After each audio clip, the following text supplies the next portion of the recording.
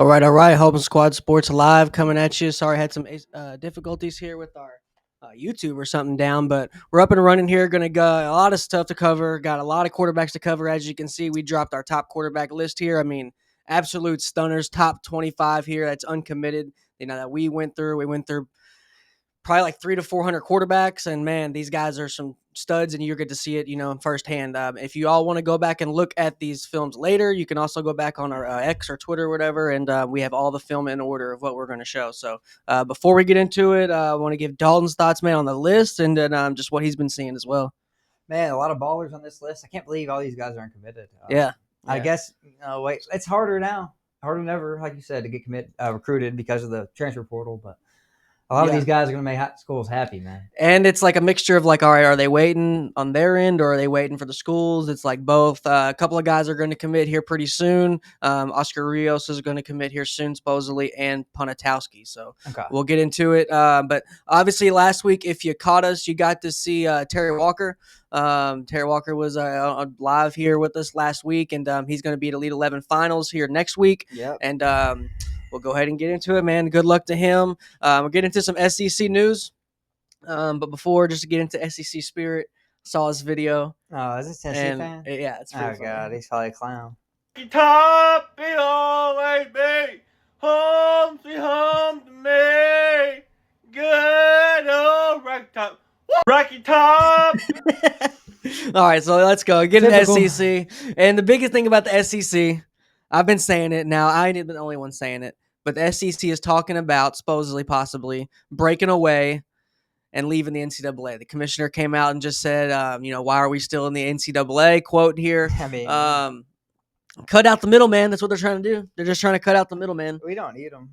What do they do? We don't need. They're just I respect police and cops, but they're just the police. They're the no fun police. They don't protect and serve nobody. They just govern and they just suspend people for nothing and turn a blind eye to stuff they need to. I think they're going to break away. I think we're honestly going to see, I don't know the time frame. People think, 5-10 years, wherever. Probably, yeah. They probably have to wait until current contracts come out with like media and something, but man, I could see them breaking away because they don't need them. No, more money for the play. Everyone's going to be more money for everybody else but them. So, I think it's a no-brainer. But I want to get your thoughts on it. Do you think we'll see the SEC break away or a couple conferences break away from the NCAA altogether? I think the SEC oughta, as a fan of a team. They would have to they have to be the first one. If a MAC breaks away, nobody's going to care. It has to be the SEC, right? For sure. SEC's the bearer of college sports. Let's be real. In any sport nowadays, it used to be just football, but now baseball and basketball and even the small sports, like softball and track and field, stuff like that. SEC. So. Yeah, you're right. Everything. Like they freaking, even Wheeler, Kentucky. Kentucky's got the rifle, even the right good. Cheerleading? Yeah, cheerleading. Won like 10 years in a row. Cheerleading, like everything. SEC is college sports pretty much in a nutshell. And it's going to take the big one to leave because when the hot girl leaves the party, that's when everybody else leaves, you know? You know what I'm saying? It's over. Yeah. Yeah. ICA might not be around in 20 years. No, but 20's a long time. I agree. I think I don't think they will be. Why would they be? Because maybe for the littler sports, maybe they would just have to hire people to clear people academically. It's the only thing they do is clear you academically and saves you. But it's like, wouldn't you just leave that up to your own schools and hire people for the individual school to make sure everybody that walks in is good to go? I would think so. It's just cutting out the middleman. It's just what it is, in my opinion. But NCAA, it's on the patch of every tournament team. It's on every ring, and we got teams out here getting rings for no reason, Dalton. So I want to get your thoughts on Georgia Tech getting rings after a 7-6 season. I am a big proponent of ACC football, but this might have hurt my argument. It absolutely hurt your argument. You would never see a SEC team do this. Not even Vandy, 7-6. Vandy, they went 7-6 this year, maybe better. If any 7-6 deserves a ring, it's them. So I hate this. I like Brent Pry before this move. He was having things move in the right direction at Georgia Tech, but I don't like him anymore. I can't lie. No, I can't rock with it. Anymore. No, I can't. Now, if you look, it's a pretty good looking ring. Oh yeah. But if you look on the ring here, I got it on the next picture. Does it say 7-6 on it? Well, no. That's what I was wondering. I was literally wondering that. But what it's got, I think they got it because they went undefeated at home. So, like, look, this is 5-0 at home, right, on the side. Right? It says defend the flats. I guess. Because I think the first game they played. They had 5 games at home. That sucks. Well, they had a neutral game, I think, the first game. And Louisville got like 8 this year. But I think they're neutral because they're in Atlanta, Georgia Tech, and I think their neutral game was in the Mercedes-Benz Stadium. So, yeah, technically they only went 5-0 at home. So, and that's ring-worthy now, Dalton. Coach JB, I watched Coach JB show. The guy was on Last Chance U. Y'all have seen him everywhere on TikTok or whatever. He literally says mediocrity is the new excellence, and he's right. Apparently, I mean, this is crazy, man. 7-6. What are we doing? It's a waste. I think it's literally a waste of metal. And money and resources. It's a waste of a lot of stuff, and you don't deserve it. I don't think Haynes King likes this. No. Haynes King's a baller. I know, and they used him for the graphic. They did him dirty, huh? Yeah, I don't think he likes it. I bet if I asked him, hey, your coach ain't gonna see this. Yeah, how you feel about the ring? Georgia Tech. I mean, I weren't big on them last year. I know a lot of people liked them, but they got Haynes, man. Haynes is good, man. I take him a lot of schools, over a lot of guys at bigger programs. Yeah, They need more help. I don't hate that. They need more help. I just think we're gonna see a lot of guys that were 2s last year go ball out. If Haynes King was starting Ohio State this year, they'd be preseason number 1. That's all I'm saying. Maybe. But everybody loves saying. Shit. Some of these guys and some of these quarterbacks we're about to talk to is going to be in the talks. We're going to be talking about them starting for their program if they're going to be starting. Yeah. So let's go ahead and get into it, Dalton. On that note, that's pretty much wraps up our other news. Georgia Tech soft, we know that. Bill Belichick's weird. There's nothing new there. So Bill Belichick, North Carolina's a joke program. I'm telling everybody right now. I'm calling it before everybody else thinks they're going to be 8-4, 9-3. Rails are going to fall off. Belichick is not ready for the college game. He's like, it's like the opposite of Saban when he was in the NFL. It's just the opposite. Okay. He's not going to succeed. I don't know if we talked about this on the pod before, but you know how I feel about Belichick. He's not good. He's not good. I know. He got fired from the Browns. Wasn't doing all that great with the Patriots until Bledsoe got hurt, and then he got gifted the best quarterback ever. And then he gets the credit for winning all these rings. I think that it's not about the wins. It's more about the culture. I think he's just on the draft alone and that's what I respect him for. Whatever the rings, the rings is a big deal, but I respect Belichick on what he did in the draft. How he always got every time you've seen a player leave the Patriots, they suck. All I gotta say about the draft, except for Tom Brady. Only thing I gotta say about the draft is they definitely signed a lot of free agents. Shout out to the GM too, because Randy Moss wasn't drafted there. Wes Welker. But you got to think. So what year did Belichick start there? 2000? Yeah, with Bledsoe. What was key in that game? Running the ball, right? Yeah, back then. Yeah. Curtis Martin. That man said, F y'all and keeping one good running back. I'll have 80,000 running backs. I'm just going to get a good quarterback, and I just need some little rinky-dink. They got gifted a good little rinky-dink. I know, but I respect on him, like, back when it was run first pretty much, he was like, I get it. Revolving door. He's one guy I'll never get behind, man. I just don't think he's a good coach. If you gave me Brady, I would have one ring at least. Yeah, I would have one ring at least. Say, hey Tom, you got this, because he does. I mean, that's all I'm saying. But we'll see that. We'll see now. I think so far I've been right. I mean, as soon as Brady left, I said, hey, Patriots are gonna suck, and they did. Belichick, everything fell apart. His Patriots way, that everybody says. Yeah. Well, where did that go? Oh, left with Brady, huh? Seemingly. That's all I'm saying, man. The Patriots way. He didn't have a chance though, because Mac Jones was horrible, and I was saying when Mac Jones was coming out, Mac Jones was one of the worst quarterbacks I've seen. Everybody loved Mac Jones when he was there, and I was on an island, but then he was. I was on the island with you for sure, but I'm always on Alabama quarterback, so I can't even lie. I don't think any of them are good. I just hate them. Yeah, I don't. Yeah, my favorite. But I knew he was. My favorite Alabama quarterback is John Parker Wilson, and we have some guys here. Yeah, mine's Blake Sims, so neither one made the league. We have a couple guys. Do we have any Alabama guys on the list this year? We have Landon Duckworth. So, all right, let's get into it, guys. Man, we got the quarterback list here. It's obviously been on your screen here. It's been on our socials. Shout everyone that's been running it up. Almost at like 10,000 or something around there. Appreciate it. Shout out. All these guys here deserve to be on this list. They're uncommitted. Most of them are more pro-style quarterback. A couple of them can run. The last guy on the list, Ziondre Williams, can run. Another guy on the list here, Darryon Jones, he can run. So both of these guys here are A-okay, man, and just pretty much the pocket. I mean, guys can freaking spin it. Every single one, top to bottom. A couple of these guys are, P5 guys, but a couple of these guys, I guarantee you've never heard their name. Oh, yeah. And, that's a good thing. That's what we're here for. Josiah Oxendine, the very last on the middle row. He's the only one that we've kind of run here on limited film. He only had about 5 games. Yeah, I noticed that. But he's got a cannon, and everybody's going to see He does have a cannon. He's got a cannon. So we'll go ahead and get into it. Breakout player. We're going in order. Brayln Albritton's going to be first here, and we'll maybe go about halfway and pretty much just, I guess, see what we're looking at and do a recap so we won't just annoy everyone and go 25 straight. Yeah, that'd be right. Yeah, have a little halftime here. So Dalton will just kind of have some other information on him as well, and let's get into it. So the first one here, Brayln Albritton. He's from Milwaukee, just transferred to a school called Milton in Georgia, and he is the man. So this kid, surprisingly, when you watch this film, you'll agree that I say surprisingly, 0 offers yet, at least that we can see. Yeah.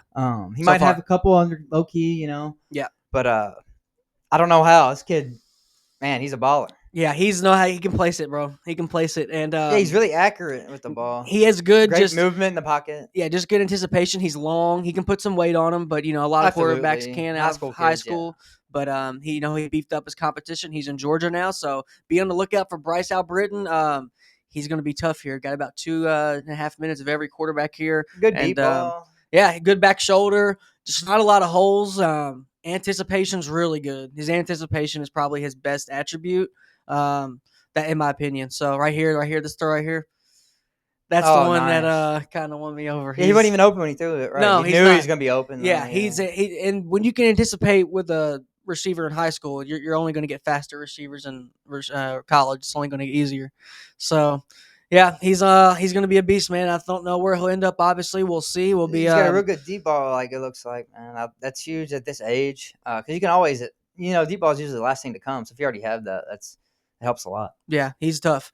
I don't know how. I think I found him on Twitter because he doesn't have a 247 account. Yeah. He's on Quarterback Hit List, which is a pretty big website for quarterbacks. But, yeah, I kind of found this guy, nice within the thick of it, turning over some rocks for a couple of these guys. And I'm glad I came across him. He's a heck of a talent. Yeah, man, he got a lot of touch on the ball, too. Yeah, he's long, too. And then, you like him to any – I've seen guys go from like state to state in high school, and they're pretty much same competition.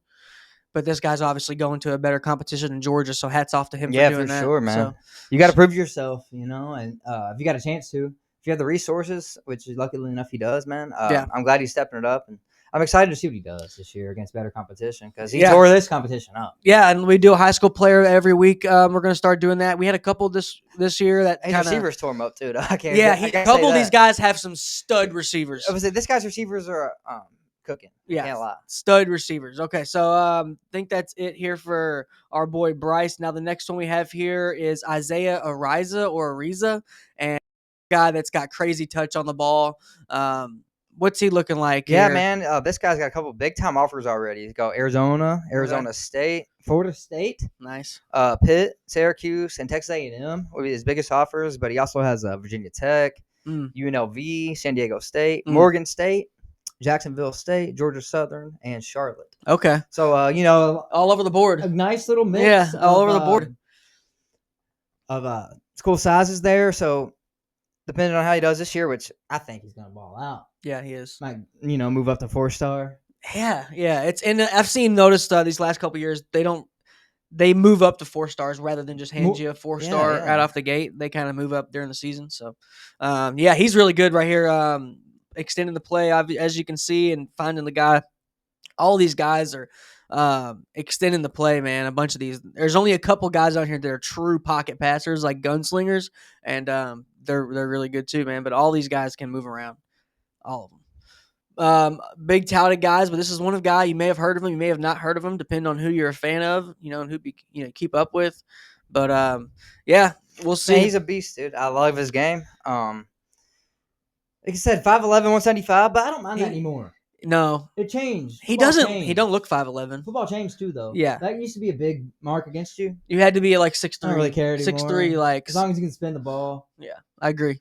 Because Tebow coming out was like what 6'3". He was like average. Yeah, and back then, back right? Now, Tebow would be huge quarterback coming out. God, yeah. He'd be huge quarterback. Oh, coming out, yeah, as a size, freshman, yeah, that big? his size, yeah. So a lot, yeah. It's. I mean, I've noticed going back to games. I used to be the smallest guy on the field, Yeah. When we played. Right now, I wouldn't be. No, hell no. The other receivers are smaller than me. Yeah, that's true. I don't know what happened, but that's true. And a lot of these guys, man, are making their receivers better. But like you said, we said earlier, a lot of these guys have some talented receivers around them. Man, for sure, receivers play a big part in it. But it could be the quarterback making them look good too. Who knows? It's a lot of times it's that. And that's we kind of when we see these guys kind of up close at camps, we kind of usually get to find that out. But yeah, he's tough, man. He knows what he's doing out there, and really see where he's going to go. If he's going to go G5, try to get on the field early, try to go P5, develop. Make guys miss in the pocket too. I like that. Yeah, he's good. I mean, he waited till the last second until he made his juke move, and that's what you want to do for a pass rusher. Yeah. Okay, so let's keep it rolling here. That's about it on Isaiah. The next one we have here is Bentley, I believe, right? Nah, he's a stud. Hey, this guy's a stud. Now, this guy's a real stud. We're talking about Oklahoma offer. Yeah. LSU offer, and he's crystal ball for LSU. Yeah. So if you got crystal ball at LSU, you know you're a baller. Yep. Arizona, Cal, Cincinnati, Colorado, Florida State, Georgia, Kansas State, Missouri, Ohio State, Texas Tech, Wisconsin. I mean, list goes on pretty much. This guy, he's a 4-star, but like you said, he's uncommitted, man, and who knows where he's gonna go. I think whoever gets him though, you can see it right here. Yeah, we can't play this audio because he's using a song, but this guy in this clip saying this guy is a straight problem. Okay. And, yeah, one of my favorite takes. But here's the film. Yeah, you can see how good he is, man. I mean, 6'2", 200, like we were talking about. That's amazing size nowadays. Yeah, coming out. Yeah. He might end up 6'4", 6'5" by the time he's done. Yeah, 220. Right. You're right. I mean, this is a guy that's... He's got P5 written all over him. He's going to be good. Another guy, yeah, he's a lot of these guys. Yeah, he definitely got P5. I mean, this guy's definitely not. He's definitely going P5. I mean, you can see he's from the state of Texas, playing at the Cowboys Stadium. Yeah, right. Yeah, well, right. No, because I think in the old Astrodome they still keep the Cowboys stuff there. Either way, that's still cool. No, still awesome. Astrodome. That means you made it far, or you're in a big game. Yeah. Regardless. Yeah. You're in a prime time, and in Texas, it's a big game in Texas is different than a big game in Kentucky high school, obviously. So like they had 10,000, and he's used to fans already. Oh, dude, some of these couple of fans already. A couple of these quarterbacks on here, a couple of Texas guys, you'll see some stadiums in here that are high school stadiums, and like, oh my god, it looks crazy. Oh man, Texas high school is just insane, man. I wish. Yeah, and it's mostly Texas. Yeah, I wish we could have played there, but because California, again, who knows if I would even played in Texas? That was so. Well, what I noticed, a lot of these California schools, they will play on the same. They'll kind of share the same field because they're so far in between. They just like a few schools will use the same, like 5 or 6 schools will use the same. Yeah, you'll see it. I was like, am I seeing these same teams? Like, no. I looked it up. They just all play in like the same like region, and Cali's so big. It's like they don't have time to travel 2 hours here, 2 hours there. We'll just, yeah, it's huge. They just find somewhere central. So yeah, this guy's a guy coming out of Texas, obviously big arm. And we'll see where he goes. We'll keep everyone posted on where he goes. Only got a couple more plays here with him. So we'll see. But the next quarterback we have is Bryshawn Brown, I believe. Guys out of Cincinnati. We found him at Elite 11, and big body, big frame, energetic. Long, 6'6" already. 6'6". His coach said they're trying to get him to 230 pounds. So I was lucky enough to talk to his coach at the camp. And who's he offered by right now? If he gets a 6'6", 230, I mean, watch out. But EKU, Gardner-Webb, Kentucky, Marshall, and Toledo. So Kentucky, the biggest one right now. But I think he's got a lot more on the table coming his way. Yeah, for sure. Yeah, he's really good. He's from Winton Woods in Cincinnati, so he was on the same 7-on-7 team as Terry Walker, Duke commit, who was on our show last week. So a guy that's, like, as you can see, a little mobile as well. Like, he's not a statue in there. 6'5" and can move around. He's got a lot of confidence and good kid too. So going to see. He's good, man. I mean, I love him. I don't know why he's being so under-recruited right now, but that's why we're shining the light on these kids. Yeah, he deserves it. We're not just blowing smoke up people's butts here. No, this kid's a beast, and if you watch the film, you could see it. Yeah, we got to think. I was 6'6", 190. I mean, and we saw him in person, and I think some people might think if we saw him in person, we kind of give him a little leeway or show favoritism. We're harder on him. It's harder because we watch film before the camp. Before we see you throw, I watch film on you. Then we watch on you while you're there, so you already get evaluated twice. And then after, we're watching the film that we watched again. You're getting looked at 3 times. Right, you're getting looked at 3 times, so just we're harder on him, actually. Yeah, so if this guy's made the list before we went into the camp, during the camp, after the camp, and as you can see, he's got a 7-on-7 coming up next month or late this month or late June or early July against Ponatoski, who's on our list. Oh, nice. So, and he's the guy. He's like 7th or 11th in the nation. He's the baseball player too. So that's going to be a crazy 7-on-7 game. I'm about to ask if media is allowed, because if so, we will have clips from that 7-on-7. So yeah, he's ripping it here, man. Facing a team here, the Raptors. We got to see another team they played. We did last see the year. Raptors. So yeah, he's in Cincy tearing it up. Watch out for Bryshawn Brown. We'll see where he goes. And I think we're on our last couple clips of him. Yep, he's a beast, man. So yeah, okay. So we're still on Bryshawn. Let me get to the next quarterback. Anthony Coellner. Yes, Coellner. He can place it. Coellner's really good. Getting here, sorry. From Carmel, Indiana. So far, he's got offers from Bowling Green, Cincinnati, Indiana, Maryland, Miami of Ohio, Minnesota, Temple. Here he is right here. Yep. Toledo, Troy, and West Virginia. So, solid list. Our fours in there: Cincinnati, Indiana, Maryland, Minnesota. Good kid, man. I like he spins it. 6'1", 190. Another kid with good size. Yeah. And his ball placement is what I've noticed most on his film. That's true. That's very true. Look at that right there. That throw right there is just exactly what I was talking about. That ball placement. He had 3 guys on him, but he can't. He's not going to throw it 80 yards down the field. No, his arm strength isn't crazy. No, this is the guy that reminded me a lot of Brock Purdy. He just makes the right read. He's not insanely early, but he's never late. And Carmel, Indiana, they've got some couple good guys. Morgan Newton went to Carmel. Carmel, man, they got players. It seems like more every year because it's one of the richest cities in the U.S. Really. So they got resources there. You can personal trainers and all that. Yeah. I mean, it's one of the richest cities in the U.S., man. And there's not a lot of high schools around there. It's Indiana, oh my God, what a ball! Yeah, his ball placement's great. He's good, man. Look at outside the pocket on the run. Ohio and Indiana, yeah, but I kind of grouped them together with Ohio for some reason.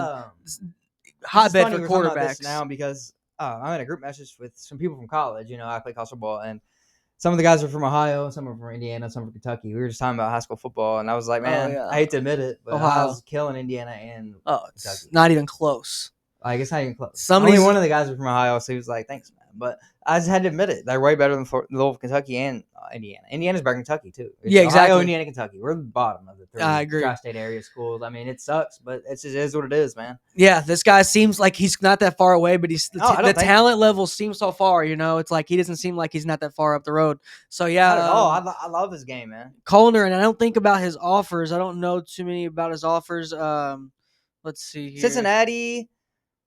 Who else did I say? I got you. I had it up there. Coellner. Yeah, he's good, Cincinnati was one of them. He had a couple big offers. Minnesota was one of them. I remember Minnesota was on there. Let's see. I got him right here. Cincinnati is another offer. Indiana, which is big nowadays. Hoosiers. Got Mendoza, who I like a lot. Maryland offer, Mike Loxley. West Virginia too, so that's his biggest offer. He's also got some from Troy, Toledo, Temple, Miami, Ohio, a couple MAC schools, Bowling Green. So he's got a good list so far, but I expect it to expand a lot in the coming months, man. Yeah, he's good. I like him. Coellner there, Anthony Coellner. The next one is one of our. We know about this guy. One of our favorites from the program, Corey Dailey. Ladies and gentlemen, Corey Dailey's from. And this guy's an absolute rifle for an arm.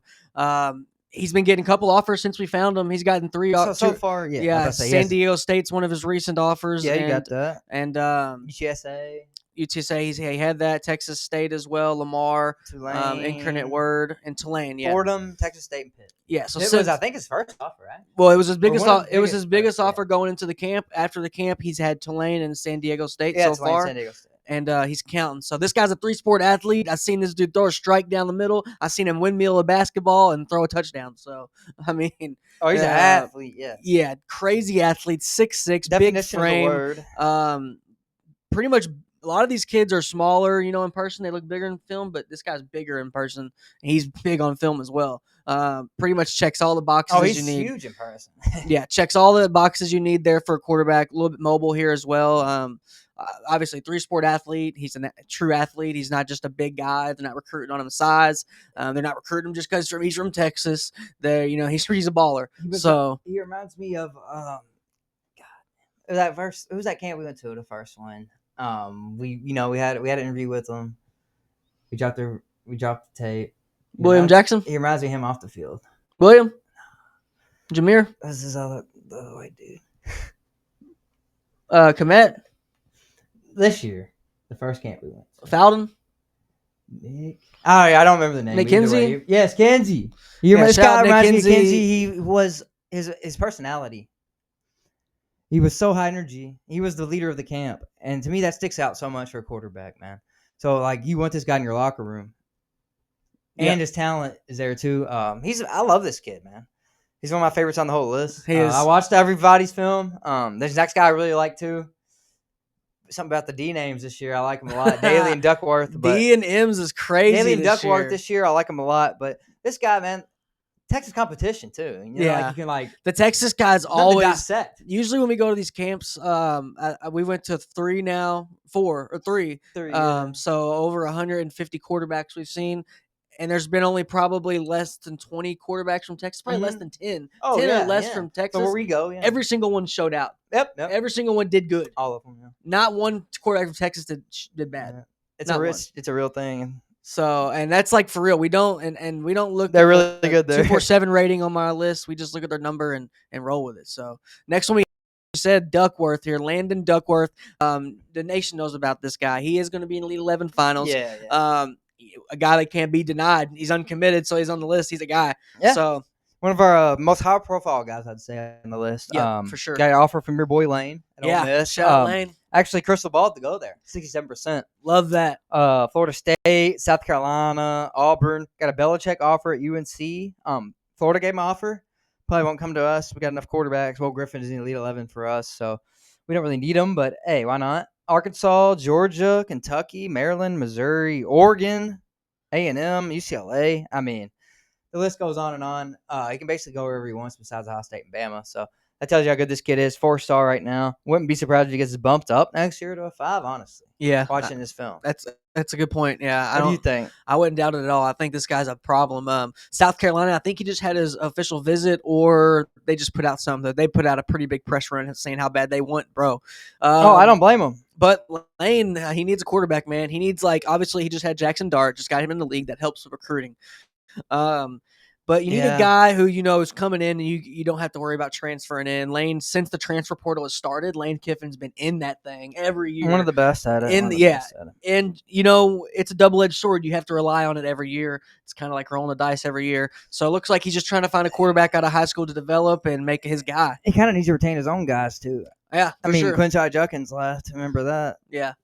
So I don't know if Lane would ever get over the hump at Ole Miss, man. But I know that's a different conversation. It's just a hard place to recruit, and different convo. But players bring everything, and if he gets Landon Duckworth, Alabama should have hired Lane Kiffin. I know. That's neither here nor there. Lane is hoping somebody rings his phone and comes saves him, because you can come bring your players with you now. It's not like I gotta stay here for my kids. Like, you can bring what I said 3 years ago. I said Florida should have hired him. I would have liked it. I told you that 3 years ago before we hired Billy. Yeah. I think we'd have a little better 2 years, but I don't think we'd be looking better going into this year. That's all I'll say about Billy. I think the first 2 years, I would say equal. This year would be the telling year. This year, you're really going to find out. I think Hafen would have had a better first 2 years because of his name.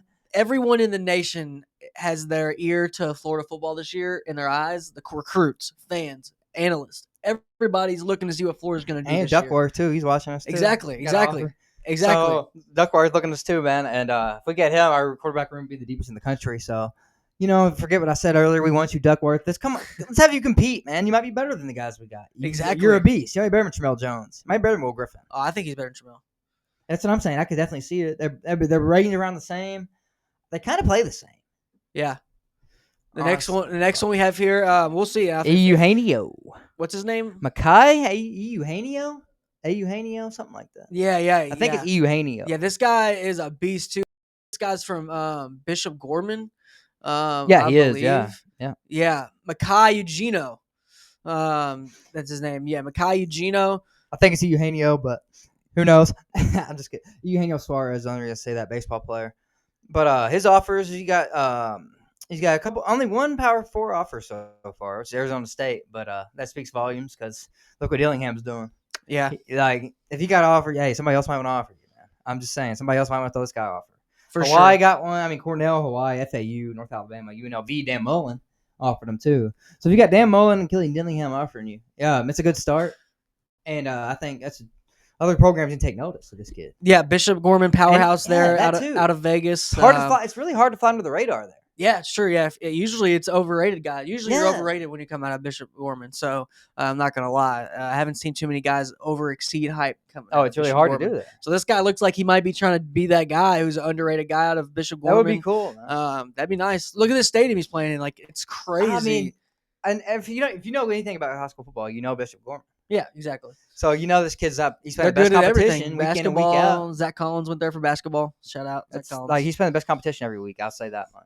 Yeah, definitely. There's a couple of these guys. I think we have a couple of Oregon guys too. It's maybe level of competition in question, but bro, throws are throws, and you throw in motion when you got L check all the boxes, and the only thing I see wrong is level of competition. Maybe get a little slide, but we'll see a couple guys out of Oregon here that are got the goods as well. So I like this guy, man. He's very composed back there in the pocket. He's playing great players. Yeah, he is for sure. There's a lot of guys out there, that have. I like him, man. A lot of people move all the way to Vegas just to go to Bishop Gorman. So. Right, that's what I'm saying. He won the starting job. He probably beat out kids that were, more highly touted coming in too. Yeah. So it tells you a lot about this kid's mental makeup, honestly. So if you're starting Bishop Gorman, that tells you a lot about this kid's competitiveness. That's true. It's just starting anywhere, like Bishop Gorman, any of those schools like that. Trinity, and even in Louisville, Trinity. If you start at Trinity, man, you earned it. Yeah, for sure. So all right. So moving on from him, cool. The next one's Laird Finkel. Yeah, great name. I like Laird Finkel. Great. Sounds like he's from the 50s. This dude right here is a ball thrower. He's a gunslinger. He's a dot thrower. Jarrett Cannon, another huge another big school out in Cali. Yep. So another famous, well-known high school, one of the best in the country. Bronny. So. They had Marvin Bagley, the guy that went to the Hornets. Bailey. Amari Bailey. Bailey. Yeah, Amari Bailey. Yeah, he went there. So you got two offers so far. Dan Mullen's one of them. UNLV seems like he's offering everybody, but I like it because he's offering studs. Yeah, West Coast, man. It seems like he's offering studs. West Coast quarterbacks. And then Portland State. So this guy's a 3-star and he only got those two offers. I expect him to get a flurry of offers in the next couple months. Yeah. Because this kid can ball. I mean, you can see it right here. He's great deep ball. All these kids can move in the pocket, which is so big nowadays. None of these guys in our top 25 are statues. Oh, there's only one. There's only one or two, but he can still move. Yes, I'm saying. There's nobody who can't move. Film, there's every play wasn't just standing in the pocket. There's nobody who can't move. Yeah, and that's huge nowadays. I'm a huge believer of that. Like, I don't want a pocket passer. Yeah, that's crazy. He's only got 2 offers. When I saw his, because I'll be honest, California. After I went through the first 100 quarterbacks here, top 100, and they were unranked, and then I moved to state by state. And California was the last state I picked, just because we already had a lot of California in the top 100, and I just wanted to see. And man, I couldn't believe he only had a couple offers. So, like you said, he's going to probably get a bunch of offers here soon. So be on the lookout for Laird Finkel. Laird Finkel for touchdown sounds just good. I like him. You just Laird Finkel for touchdown. He's a fan. I got a fan of me already. Oh. I love these dudes, man. All these quarterbacks are I love them, man. Their play style is just awesome. Like, I don't know. Look at that. I don't see. They're just, even in highlights, you can find bad habits if you know what you're looking for. And a lot of these guys just their throwing motions are good. They don't waste too much time to get it out. They don't hold on the ball too long. They're hitting receivers when they're breaking. Like, it's all these guys are studs. No, for sure. Technique's there, and that's huge at this age. If you have it already, then you just got to learn the fine lines.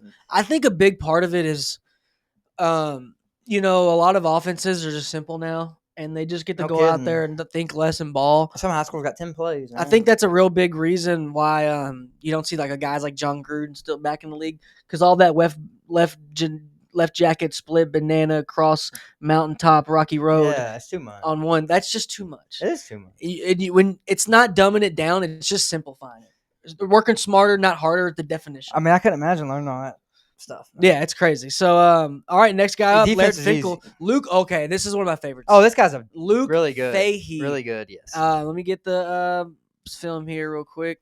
Yeah. So, this guy's, this tells you how good he is right here. Offer from Indiana, Oklahoma State, Arkansas, Auburn, Cincinnati, Colorado, Florida State, Kentucky, Mississippi State, Ole Miss, Oregon, Syracuse, Texas Tech, Central Florida, and Washington. Absolute beast. All them big schools. Then obviously several other smaller schools like Central Florida, SMU. Not even a small school. I just forgot to mention them. SMU, Fresno State. Which, if you want to go to small school as a quarterback, go to Fresno State. Yeah, they put guys in the league. He's got his choice basically. It says right here, Indiana and Stanford are warm. Ooh, so Indiana could be getting. I mean, big difference in programs far away. Yeah, you know, and he's not really looking at any schools. Is he Mission Viejo? Is that California? Yes. Okay, Mission so Viejo. he's looking at Stanford would make sense, but Indiana, yeah, not close at Yeah, all. But Mission he could be Vallejo's falling to out Mendoza. Mendoza, transfer from Cal. Maybe Indiana's trying to get to California. Yeah, I wouldn't assume. I wouldn't be surprised if their coordinators are just all in Cali. I bet you a bunch of their coordinators just to coach in Cali, all that good stuff. That'd be huge for Indiana if they get a California pipeline. Yeah, I agree. I think a lot, man. So many guys there. This is one of my favorite guys of all of them, man. His zip on his ball is what stands out to me, and speaks for itself, man. When you see a quarterback, you don't have to do a lot of talking, man. You just look at him. This kid's really good. He just looks different, man. He comes out of his hands just different than a lot of these kids his age. Yeah. Yep. And I watch a lot of quarterbacks, and a lot of them would do everything right, but they make the right read, but just their motion just doesn't translate, or something wouldn't translate. And this guy's not even labeled dual threat either. No. And he's totally dual threat. Yeah. Did you see that run he just had? Yeah, Fahey's a problem, man. And he's, like I said, Cali's known for having quarterbacks. They are kind of get that advantage that a lot of kids in Arizona with baseball and stuff have. They get to play year round. Yeah. So a lot of the best quarterbacks are coming from Cali these days. So Stroud, Bryshawn. A lot of good. Yeah, you're right, man. A lot of good talent in there. Yeah, especially at the quarterback position, receiver too. But California, I mean, like you said, they just get to play all time. Texas, Florida, they have the advantage there. Yeah, that's why they're the three best. And that's why I think you see best states. You see literally, we're obviously in Kentucky, and we've seen everybody and their mama. Like, all of a sudden, even in Cincinnati around here, everybody's getting approved for indoor facilities, and that's why they're. I don't think they're just trying to kick kids out the rain. They're trying to catch up. Yeah, and they're trying to freaking catch up to Texas and all these other places, and try to practice year round. There's a reason they're trying to do all that stuff. The more practice you get, the better you're going to be. Yeah, it's really that simple. I mean, that's so many things. Not is that rocket simple. science. Football's really simple. If you really, it's so simple. It's every sport's like that. Are you going to get people bought in, or do you have the resources? The better you're going to be. Like, resources do matter. Like, it's important. So yeah, this guy's a problem, man. Let's go to the next one here on the Marcel Jones. Marcel Jones. Oh, I like this next guy. Marcel Jones is pretty good. He's pretty highly touted on a lot of lists. Only 4 offers though right now. Only 4, exactly. Arizona State, Boston College, Kansas UNLV. So they're all solid offers though. Nothing to be like, oh man, that school sucks. They're all 4 solid schools. Kind of a weird offer list to see. Yeah. Usually you see some smaller schools there first, but yeah. 3 Power 4 schools and then UNLV. So and I don't kind know. Of a weird recruiting so far. He's probably, if I had to guess from what I can remember, he's out of the top 100 that are uncommitted. He's probably like top 10. So he's highly he's a rated. 3-star. Yeah, he's highly rated. 3-star. 6 foot 185. Good size on him. I like him. Like I said, I watched all this film too, man. And this kid, he's really athletic, but he also can sit in the pocket when he needs to and deliver absolute dime. Like, he's got the best of both worlds. For sure. Yeah, he's a problem. I like versatility for my quarterbacks. And he brings that to the table. You can see him at that bootleg at that age is huge. If you can already run a bootleg, that's great. Yeah, that's a hard play. Not a lot of people are running. It's a hard play, out here. Dude. It's one of the things. It's where if I'm a college coach and if you come to me not knowing how to do a bootleg or a 7-step drop, I'm not mad because I don't expect you. At this point. But if you do come in, I'm hyped. Extra credit. Yeah, I'm hyped. Brownie points. Yeah. And that's the key of having good coaches, man, and running a good system, which we see a lot of these guys playing quality ball. You can just tell some of these teams are just solid, and it's not just the quarterback out there making plays for everybody else. Although we do have a couple of those on here that are just straight superheroes out there. Oh, and that was a great catch. That's man. All right, yeah, he's good, man. He slings it. He stays in the pocket even when there's pressure. He'll take a hit. He don't mind. Not scared to take one in the chest. Love that. Yeah, he's a problem. So, and this is Marcel Jones, everyone. So, like I said, this is going to be on our list. It's alphabetical. It's A through Z, last name, and you'll be able to see all these guys if you want to go back on our Twitter to watch the whole film because we only got about 2 minutes through of each one. And then what's the next one we have here? Darryon Jones. Darryon Jones. Oh, and this is guys from Texas or Florida? Tampa Bay. Tampa, Florida. Yeah, this guy's. I like this guy a lot. 4.1 GPA, it says here. 27 total touchdowns last year.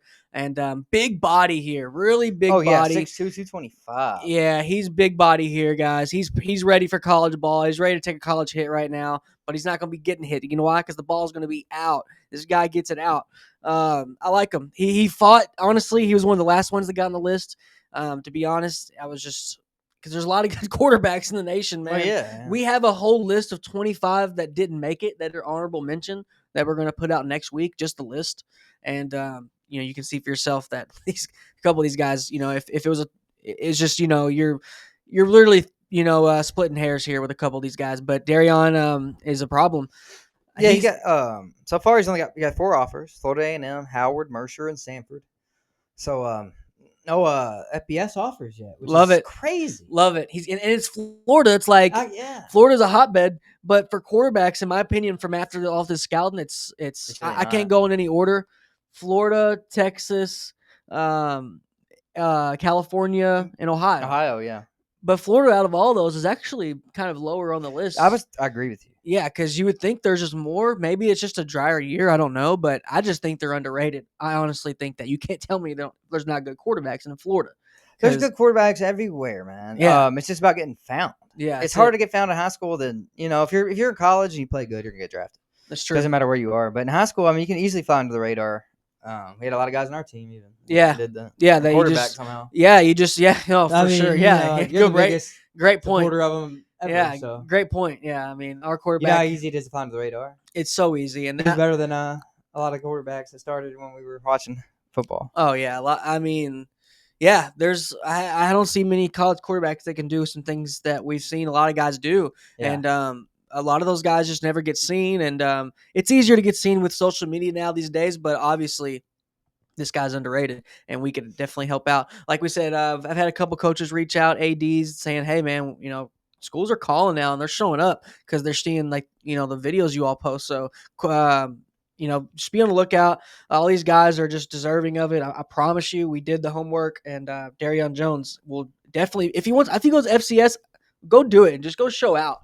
It doesn't have the same stigma as it did back when we played, or just even a few years ago. Especially with the transfer portal. Hell no. If you ball out 1 year, no. You go start at Mississippi State next year. If somebody says, "Oh, you're playing college football, where are you going?" and I say, "I'm going D2," I'm like, "Heck yeah, dude!" Like I feel that. Instead of back then it's like, "Oh, he's not going D1," but now it's just harder than ever, and it's just what the reality was back then is not now. There's really good players everywhere.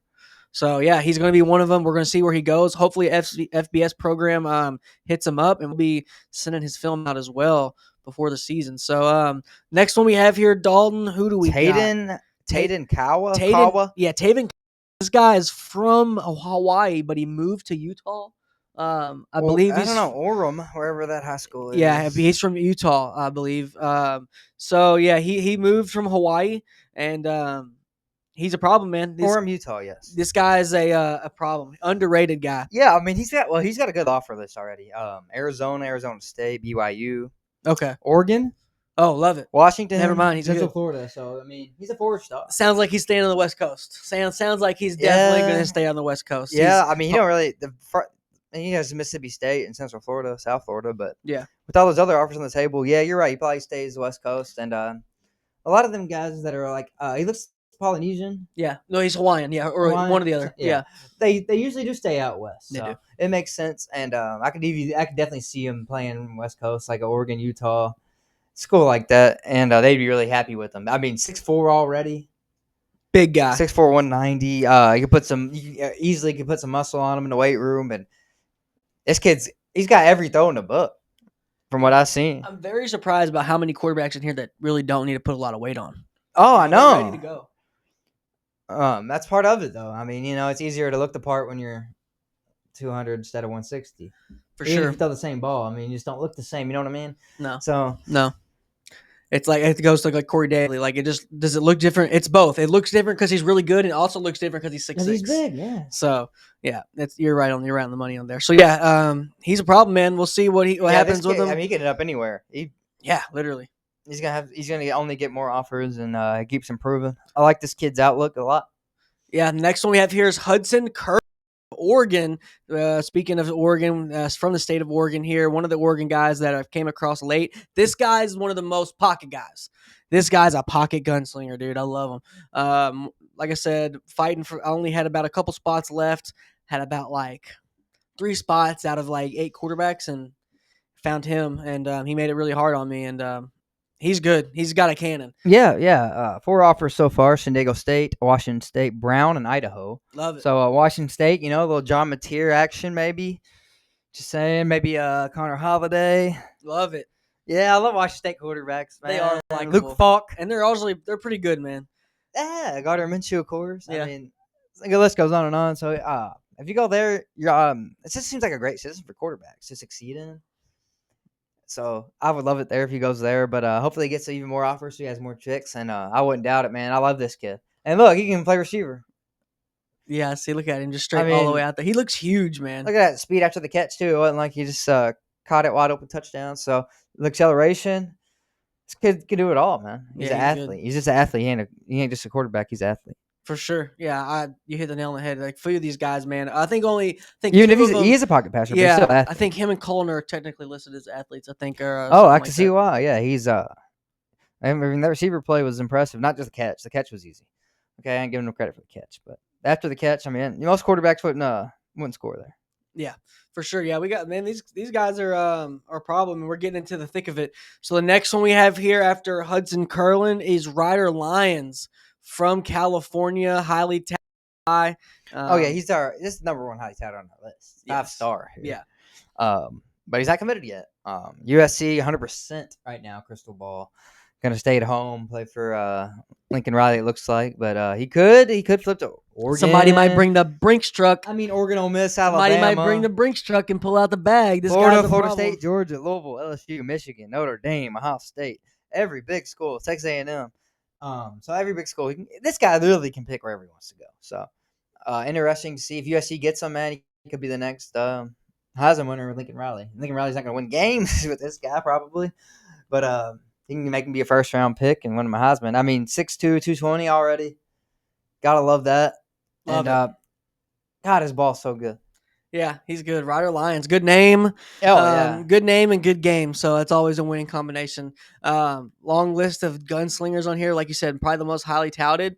But it shows you how good these other guys are too, because you're like, okay, these are really tell good. that much of a difference. Not that much. Yeah, I'm not gonna lie. Like, yes, he's good, and he does deserve his ranking. But he is good. A lot of these, and that's what I'm saying. Like, we're not saying nobody doesn't deserve as high as they're rated. We're just saying a lot of these guys rated low just should be rated a lot higher. Yeah.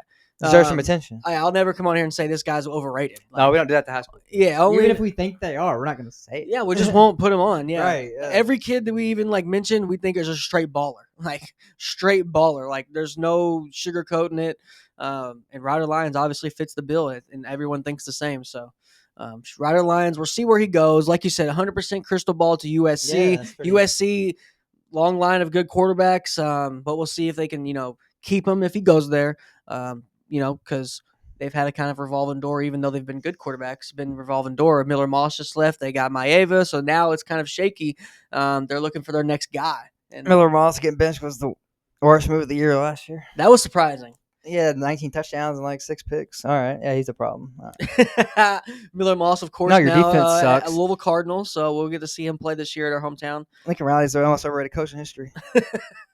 So, all right, I think that's the last couple plays of Ryder Lyons. The next one we have Kaleb here, Maryland. Oh, my God. I like this kid. Kaleb Maryland is one of my favorites. And this guy, it's not even close. This guy, he's not my favorite, but he's one of my favorites. And, man, he's gonna start a good amount of games and wherever he goes. Yeah. I love this dude. So far, we got Washington State, Utah, Louisiana, Southern Miss, Texas State, UNLV, Utah State, UTEP, UTSA. Hell yeah. So that's his offer so far at the FBS level. Then he has some FCS, Jackson State, Lafayette, Lamar, Prairie View A&M, Stephen F. Austin. But The list is just gonna grow with this kid too, man. 6 foot 180, but this is one of the best runners I think we had on the pocket list. Yeah, definitely, because we are doing a dual threat quarterback list. Like, this guy could easily be put under dual threat and I wouldn't be out of place. No, you know? I think only one is on both lists, and it's the last one. Okay, right. But this guy, like you said, yeah, you're splitting hairs because he can move. Kaleb Maryland's a heck of a guy. Like you said, from Texas, those Texas guys stand out and they show out. And those backyard schools will get to him first. Stephen F. Austin's everywhere else. So. These Texas guys, man, he's just proving our point, and everyone's point. We're not letting some big cat out of the bag that Texas has got Right. guys. But once you see it in film, year in and year out, on every level, man, these Texas guys are just they make watching football fun. They make the highlight film go by so fast. I'm like, God, I would like to go to a Texas high school game for sure eventually. Yeah, that'd be awesome. Yeah, that'd be cool. And then Duncanville's probably one of the best teams out there right now. I know that changes every few years. Oh, yeah, definitely. Texas changes all the time. Yeah, shout Duncanville. Duncanville's they've always been pretty consistent. That's where Keelan Russell went, I believe. That's in Bama. Yeah, Bama, 5-star, yeah. Yeah, I believe that's where he went. So, Kaleb Maryland, keep him on your list here of people you need to look out for. Your favorite team, definitely should holler. Oh yeah, we had a Cal fan said they want Corey Dailey on Twitter. Don't blame him. Yeah, Cal. I mean, Mendoza came from there. It might be a good fit for Dailey. I swear, I was thinking that. I was like, do they know something we don't? Goff Mendoza, I mean. Yeah. I like it. Good guys. I like Cal Berkeley, man. I think they should be good. They should be good. Their uniforms suck. It's probably why they suck. Yeah, probably. You got to have good uniforms, Their uniforms are trash. So we'll see what They've been the same. And Kaleb Maryland, he doesn't have like any big SEC or anything P5 yet, right? No. Okay. All right. So that's about it on These him. next few guys are very under the radar, actually. Yeah, we're in the M's right now. We got a hit list like on Cade. Yeah. Oh, Cade Mitchell's next. This is Cade McHenry. This is the other McHenry. Pocket quarterback right here. Good pocket. Watch this film and tell me how many offers you think he has, and then I'll tell you. Yeah. 0, man. Somehow 0. 0 offers for this kid. Pay attention. Look, he's playing at Portland State. That just tells you, he's obviously like, you ain't playing at Portland State if you're a bum. Yeah, this guy's one of those pocket guys, but he's not slow, and he ain't playing at D1 school. Like, he's at big, stadium. man. This guy's big. He looks huge on film. He is big. Yeah, he's great. Everything you want to see here. I think he's only listed like what, 6'2"? What you want? Yeah, 6'2". That's crazy. He looks bigger. He's 6'2", it says, but look at that ball. He could be bigger for sure. But I like his touch. Yeah, his touch. Is great. There's receivers never having the break strides. Another man. touch throw. Yeah, he's the most pocket guy I think in this list. But I love him. He's very pocket. Yeah, you're right. But I was very surprised to see how many good quarterbacks Oregon had. Little run. State of Oregon. Yeah, there he goes. All right, so he can run too. You got to be able to run a little bit nowadays. Unless you're old school play action there. Who can't run? Those plays are perfect when you're down, you need a touchdown into the quarter and whatever, and that guy's, he's making him look routine. Across the middle there, just picking the holes in the defense, taking what they give you. All you can ask for of a quarterback, man. He's tough. So you said no offers for McHenry here. That's crazy. 0. Yeah, that's crazy. I know level of competition you want to say, man, but I mean, just maybe the he might film, play 1A. I don't know. You very at least want to bring him in and at least if I'm a college coach, I'm at least taking a look at this guy. I mean, absolutely, I'm offering him, but I'm also like, what the hell? I don't see how he doesn't have any offers. We'll see. No, it's crazy, but a lot of kids fly under the radar, man. A lot of them. Yeah. So yeah. Hopefully he just gets on the map this year. Hopefully it only takes one coach to find you, and then you get that one offer, then everybody else sees it, and a lot come through after that. So yeah, true. Hopefully just get that one guy finds him, because he's the diamond in the rough, man. Yeah, they'll start having FOMO. Okay, so the next one we have here, we're in the M's as well still. Cade Mitchell. Cade Mitchell is the excited about this guy as well. Cade Mitchell, this guy 6'3", 210, nice. Yeah, big guy. And if I'm not mistaken, looks like this guy's from Oregon as well. Mountainside, Oregon. Yeah, so guys from Oregon. Yeah, another Oregon one. Yeah, Cade McHenry was a Cali boy. So, Cali, a lot of good quarterbacks. Of course, West Coast. Cade Mitchell right here. Cade Mitchell, I like his game too, man. Another underrated guy. Only one offer so far. Where? New Mexico. Ooh, Lobos. But they've been turning around now. I wouldn't be a bad fit for this kid at all. No, you're an FBS program hits you, and it's like hard to say it's a bad one these days. Any of them, it's hard. You're right. But like you said, New Mexico used to be a laughing stock. Now they got they used to be the high Whites. octane offense. Ricky White last year, and our boy Hodge Malik. Oh yeah, hell yeah, he was good. Maeva came from there. Yeah, of course. I love USC starting quarterback. I love Hodge Malik Williams, man. I mean, they've had a lot of talent these past few years, right. and now they got Dan. They're respectable. They're on a WKU. I'm talking about UNLV. I'm tripping. Sorry, everybody. I was talking about UNLV. I meant Dampier was New Mexico's quarterback last year, and he transferred to Utah. Yeah. And Devin Dampier, he ran for like 1,500 yards. So Utah, I like Utah this year because I like Devin Dampier. I like it. I don't hate that at all. So yeah. But yeah, just sorry about New Mexico, Utah, UNLV confusion, guys. I'm not sure. Y'all probably know this before me. Those West. I get them too confused. I get two schools. No, I get Fresno State. I get Fresno State and New Mexico State all the time, or like New Mexico and Fresno all the time. See, that's the only two I have problems with: New Mexico and UNLV. Fresno they're the same colors. They're both in the Mountain West. They recruit the same guys. UNLV and New Mexico, and they were both really good at basketball like 20 years ago. New Mexico and UNLV. I remember back in Louisville, used to play at the Freedom Hall. Man, my dad would take me all the time, and I watched UNLV beat Louisville, and that was when Louisville was fire. And New Mexico beat them too, so that's why I get confused. But either way, New Mexico, they're up and coming team. Devin Dampier, good coach. I think they won 8 or 9 games last year. So if you don't get another offer, I wouldn't say that's the worst thing ever. No, sounds like he could already find a good home. All right, but I expect him to get more because this kid, as you can see, he can make every throw in the book. Every throw in the book. In the book, and it's not a picture book. But picture book. I would take a picture book of this kid's throws. Yeah. Be a good book, man. I like that. Okay, the next guy we've seen in person. Oh, yeah, I like that. Jarin Mock, ladies and gentlemen. This guy might be on a mock someday. Oh, yeah. He's good. And no kidding, man. 6'3" already, 190. Another good kid with size, man. If you notice on our list, that's a big thing because it translates. You don't want to be 5'10", and you're not going to, yeah, you might be really good, but we can see the writing on the wall type stuff. This guy, Charlotte, Bowling Green, Purdue, Akron, Buffalo, Central Michigan, Coastal Carolina, Liberty, Western Kentucky. And his biggest offer so far, I'd say, is Wisconsin. And then is he warm with anybody right now? Yeah, he is. Charlotte, Bowling Green, and Purdue. Ooh, Purdue. All three of those are warm. Purdue probably, I would assume, is in the driver's seat. But is Purdue really better than Bowling Green right now? No, I mean, honestly. Maybe Bowling Green probably beat Purdue last year. But you got to think Bowling Green still Big Ten, with their new coach. What's his name? Oh, Eddie George. Eddie George. So. I mean, honestly, yeah, I wouldn't be surprised if he picks Bowling Green over Purdue. Yeah, it could be a good right now. Bowling Green probably beat Purdue last year, maybe and this year. In the next 3 years, they might be better. Yeah, Purdue is just probably the worst Power 5 team now. I know. I think Purdue and Wake Forest need to drop down. Wake Forest, I'm not saying and Virginia. I'm not saying Wake Forest. And Virginia. I'm not saying Wake Forest is good, but they need to drop down a conference. But if you say ACC is good, Wake Forest is they make that. Okay, make a bowl okay, hold on. Substitute them for Vandy. So Purdue, Vandy, and who did I say else? I was on the page with Vandy until they got Clark-LA. Now they just won a bowl game. They beat Bama. Oh, I can't wait. I'm taking the under. I might fade them every game this year. Diego Pavia? Yeah, fade them. You don't like Diego? No, that's the guy. He came to Mexico. That's just Diego did come to Mexico. Yeah, but well, he should be at home. I can't believe he got that waiver. Well, I like Diego Pavia, so I agree with you. I just like him, man. I like Vandy winning. Yeah, I hope they don't beat Florida. I hope his 9th year goes well. Look, Vandy deserves it. I hope his 9th year. I hope he has a breakout 9th year. Through the ringer, dude. Just let him have his one thing. Yeah. Let him have Pavia for 1 year. That man's had more dorm rooms than people ever have houses in their whole life. Yeah. More dorm rooms than cars, wives, all that, etc. All that. But either way, I don't know. I like his game. I don't like him. As a person. I can give a shit less about him, but yeah, he's fun to watch, man. That's all I'm saying. I agree. The one guy we do like here, as you can see on the screen, is Jarin Mock. He's a great guy.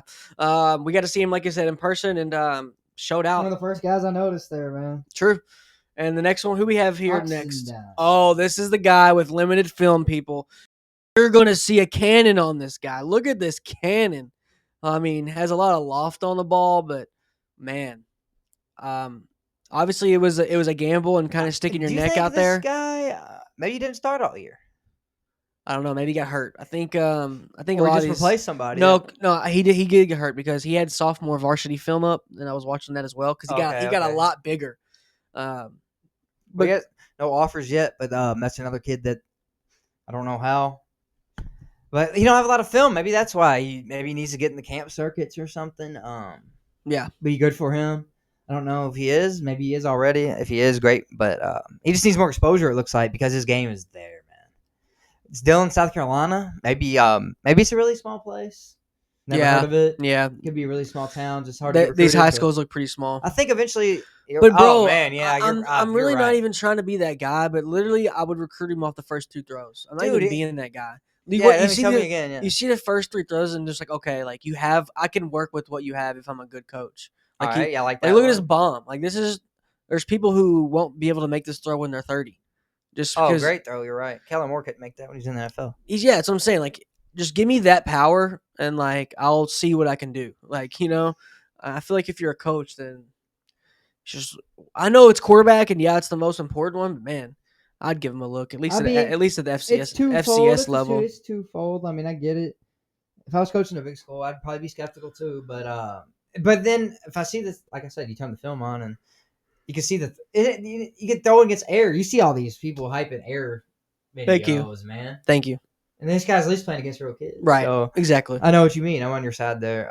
Level competition is only one part of the whole ordeal. Mm-hmm. It's not the whole thing. Yeah, and he's got all the other boxes. Like I said, he's a pocket guy, probably the second most pocket guy.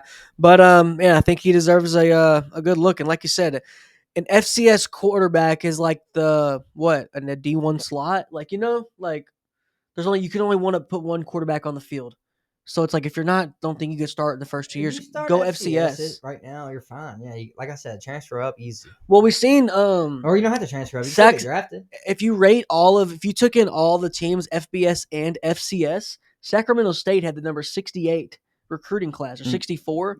Out of all levels. Yeah, crazy. Just prove there's ballers that you're not. Sacramento State might be a real problem in 5 years. Yeah, it's like if you go to FCS, you're going to play probably 1 or 2 FBS teams. Might beat one.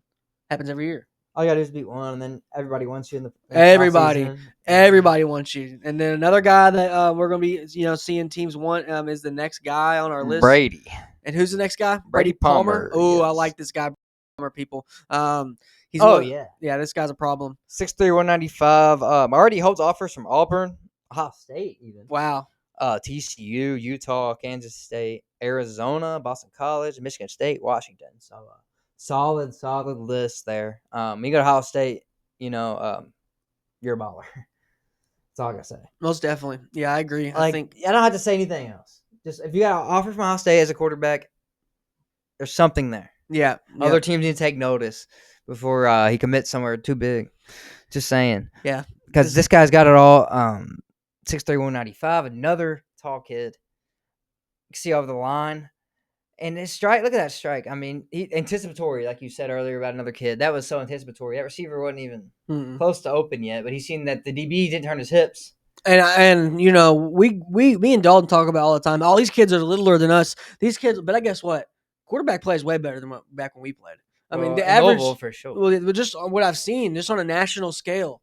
Like even back in 2000 class of 14, the rate at the 20th quarterback in the one, there was a huge gap. Huge usually back then. This, I'm like, man, I don't see how you all picked the 19 and 20. They all look, they're all good. And the average, just the run-of-the-mill everyday quarterback is better than back then. I mean, it's crazy. I mean, you follow the recruiting game, obviously, we both do. A lot of it, you got to go to these camps. We don't have to, I guess, but it really helps with exposure. It really helps a lot. Camp circuit, man. If you go and ball at a camp, it helps you so much with offers and just people are going to come to your games the next fall. So camp trail, man, if you're getting unrecruited, there's no bigger advice than go to all the camps you can, whatever resources you have. If you don't have enough money to go to the camps, just go to local camps even.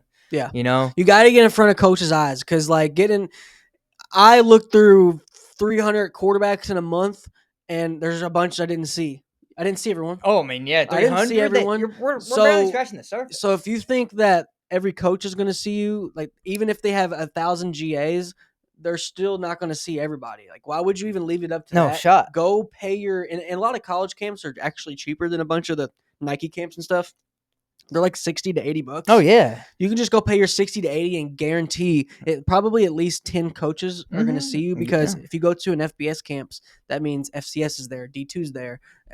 Why wouldn't you just go do that? Like that, and I think that's pretty much well known. But there's some kids that still, that little nudge and reminder that, hey man, like that's your best option. So let's go ahead and go to the next guy here, Dalton. This is the first Ponatoski. And this is Ponatoski. This is the guy, he's rated like top 10 in baseball and football. So that makes sense. Absolute stud. I think he's warm with Kentucky right now. So if Kentucky gets this guy, I think their football program gives a new breath of fresh air and hope, because they haven't had a good quarterback ever, maybe. And this guy come on. And this guy literally could Tim Couch, number this one guy pick. if he gets a little bit better and if he goes to UK, probably going to be a top 5 UK quarterback, no brainer. I mean, yeah, he has offer from Bama too, Arkansas, Cincinnati, Duke, Georgia Tech, another Kentucky school in Louisville also offered him, so it could have a little battle there. Maryland, Michigan, Oregon, Texas A&M, Virginia Tech, Indiana. So he's got a lot of choices, man. Yeah, Ponatoski, great name. And like you said, this is the other quarterback I was talking about. Him and Bryshawn Brown, one of the first quarterbacks we went through. They're going to be playing, 7-on-7, and they're going to be playing, I think, in about 3 weeks or something. So we're more than likely going to be there. And it should be get some film. Great competition there. Yep, that's going to be a heck of a time. He plays for Moeller, and Moeller's obviously churning them out. They're like a St. X of Ohio, type deal. Moeller's had guys, so nothing. They're not new to this. They're true to this. But he'll be along the list of Moeller guys that are going to make an impact. Yeah, man, it's just a great tradition at that school for sure. Yep, shout out Moeller. I think did Vrabel go to Moeller? Vrabel? No, I'm not sure. I can't say no, for sure. I don't think he did. Not great with I don't know where anybody went to high school. Yeah. Really. I could, my college thing. I know almost everybody, but I'm not. I know great. Cincinnati Elder and Moeller is top tier there. I just don't know where most people went to high school. All right, so yeah, I didn't know where Ray went to college. Actually, Vrabel, stump me on that one. I know 99% of the players. I don't know Vrabel. Don't know where he went to college. Ohio State. Really? Mm-hmm. All right, so yeah, Ponatoski, we'll see where he goes. He is warm with UK, like I said, and we'll see where he goes. This next guy is probably one of the third highest touted on the list. Oscar Rios. 4-star, yeah. He is in Elite 11 finals. Be on the lookout. He's trying to. He's one of the 20 trying to make the Elite 11. And this guy's going to probably commit. He's supposed to commit next month. Like I say, he's warm with 5 schools right now. Yeah. Okay. Colorado, Arizona, UCLA, Oklahoma State, and Kentucky. He's warm for all 5 of those. So Kentucky on here again, man. Crazy. I mean, they're trying to leave no stones unturned, and they need to do that. They haven't recruited a quarterback that started there in 10 years. That's a great point. Has it been 10 years? Steven Johnson, Terry Wilson. If you want to count Drew Barker, Drew Barker came in as a recruit. That was after. That was before Steven Johnson. Yeah. That was when we were 2014, right? He's our class. Yeah. That's 2015. So it's been 10 years, I think, since they had a local committed quarterback actually start a guy that they recruited. Yeah, because Steven Johnson, Terry Wilson. Signed. The guy they signed out of high school. They have never had one since then. I don't think so. Yeah. They started the whole year. You're right, man. I mean, and you know what? And that's the norm for a few of these programs. But guess what? They win a lot more than Kentucky. They're not winning. This formula's not working. Schools that win championships don't do that. But Georgia didn't do that. Was Stetson Bennett? Only one that comes to mind. Only one that's coming to mind when I say that's LSU. LSU stays having.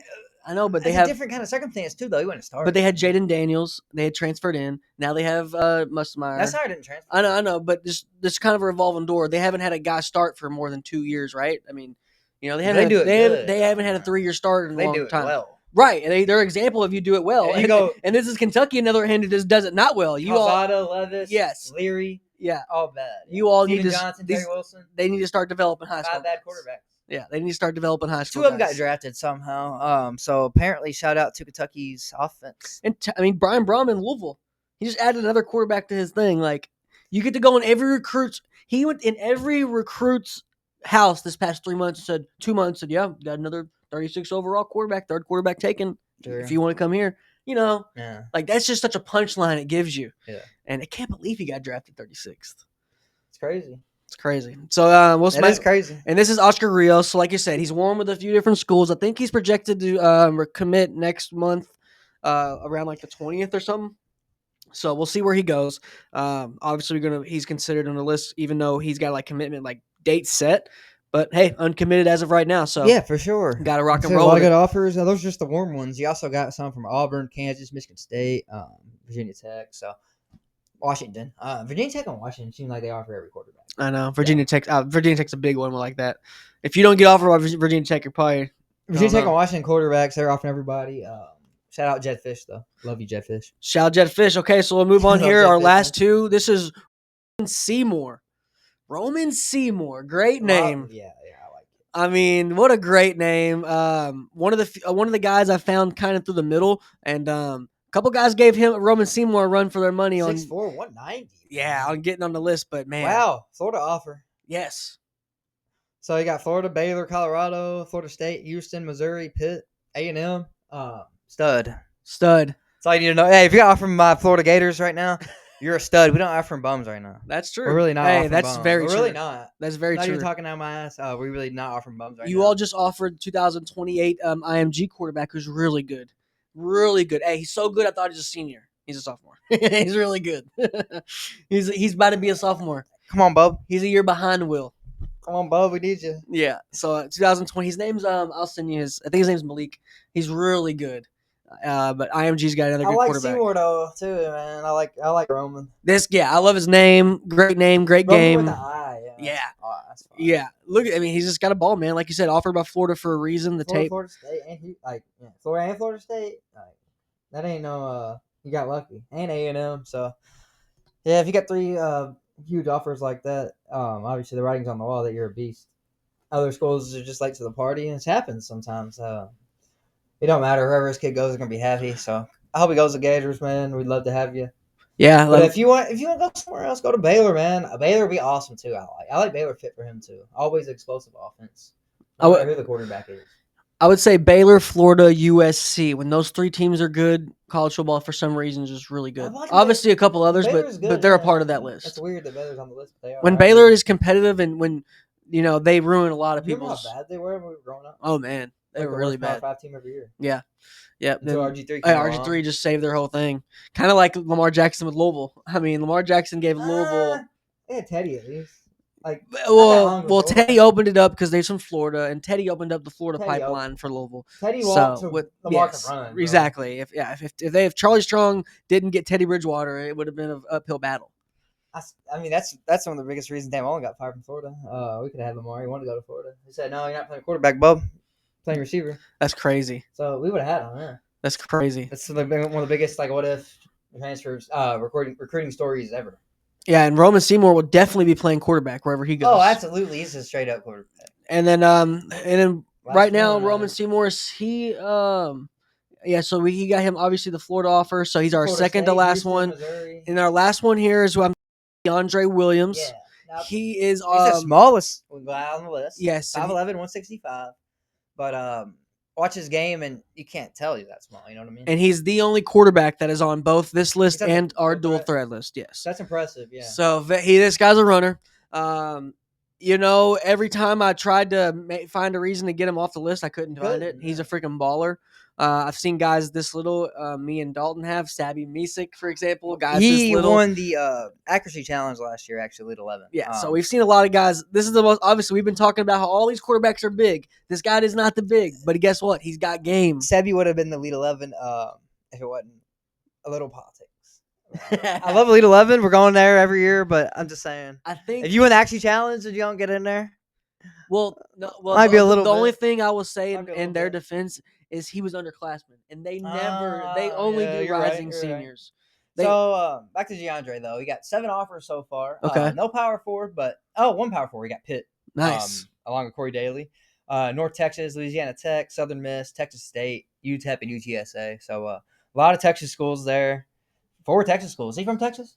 Is he from Texas? I think so. That makes sense. North Texas, Texas State, UTEP, and UTSA. So 4 Texas offers in Louisiana Tech, Pitt, and Louisiana Tech. So I think he's a beast, man. He's just put on a little weight. 165 it's pretty small, but his game is crazy. Look at that run, was wild. Dude, yeah, he's like I said, he's on the That's like 80 yards. Yeah, he's on the dual threat list, and I was gonna put it on here, but it's obviously a really short clip and a short film because it was his spring game highlights. Yeah. But his spring game highlights are already up on his page. Oh and my god, look at that! Yeah, and he's got some crazy runs in his spring game. So he's a problem, man. He's a problem. He is gonna make obviously a project. He's slippery. Yeah, he's slippery, and if I'm a quarterback coach, I'd love to get my hands on him and work with his game. So yeah, he rounds out. Fun, I think. He rounds out the list, Dalton. I like him. All 25 quarterbacks, like I said, ballers, man. Guys that have a lot of talent and are going to be some future starters. And everyone can't start. Obviously, you're going to have some guys be some depth pieces somewhere, but you never know what happens after that. But I know one thing: all these guys are going to go to good schools. Yeah, no, all these guys on this list are going to have a choice of schools too, not just one offer. You know what I mean? You're going to have several offers to choose from, whatever your best fit is. They're going to go to a couple visits. For sure. They're not going to be pressured to go to one school that wants them. That's great as a recruit. I feel it. I agree. And we're going to go, if you go on our page, like I said, you can look at all of this. If you just go on our page, if you find that tweet with the actual list, just look down at the replies, and it's pretty much all there in a thread. Every single one, full tapes, and you can't miss quarterbacks right there, man. Over 300 and something quarterbacks looked at through this list, and we have, like I said, honorable mention. We have dual threat quarterbacks, and then we're gonna come out with a list of all just committed guys. So that's going to be probably the hardest list to really dumb down into a 15 or 20. How we ever going to do that is committed. And shout out to our boy Terry Walker trying to get on that list. I'm sure he'll probably be. He's one of the best in the nation. So he's going to be in the Elite 11 finals. So watch out for him. I think that starts in like 2 weeks. He's going to be out in California.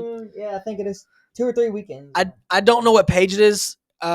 Even if I did, I probably wouldn't say their name just because I want to call them out. But there was a page that covers sports, and they had a fantasy draft of Elite 11 today. They didn't pick Terry Walker. I've only seen the first pick. They said it was, the number one guy, Faison Brandon. Faison Brandon was he's good. But I didn't see the rest of the picks. Terry didn't get picked at all. Huh? He didn't get picked at all. How many picks did they have? I think each took 11. So I thought there was only 22 total. I don't know. Maybe not. I'd have to look at the list. No way. I know wild card. I'm not gonna mention no names either because we don't do that. But he's better than some quarterbacks on the list for sure. That made it. There's 7. They each picked 7 on this list. These 2 people, Team Andrew and Team Tom. That's all I'll say. They're from 247 Sports. Like I said, all I'm gonna say is I know Terry's better than some of the guys that got invited there because we've seen them. Well, Briggs Cherry was a wild card. Jet Thamalia was another wild card. Okay, whatever. I might agree. But Matt Ponatoski being your second to last pick, crazy. Jonas Williams being your third to last pick, man, that's debatable. And then Bowe Bentley, who was our third best quarterback, that being your third pick. So technically, so possibly the 6th pick if you were last in that draft.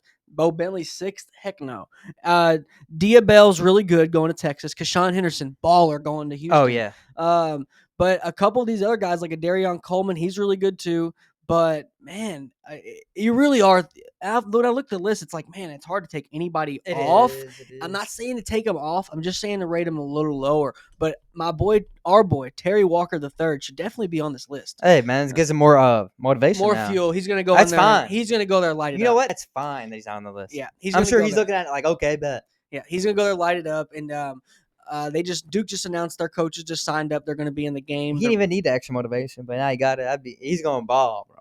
I agree. He's a problem. So what they're going to do is obviously affect their team's, recruiting rankings. And we got our top 10 recruiting rankings, which we'll go through really quick. Yeah. But top 10 here, we have Notre Dame, USC, Penn State, Ohio State, Texas A&M, Clemson. So the Syracuse. First 6 are like really, who do you expect? And the last 4 teams in the top 10 are like, what?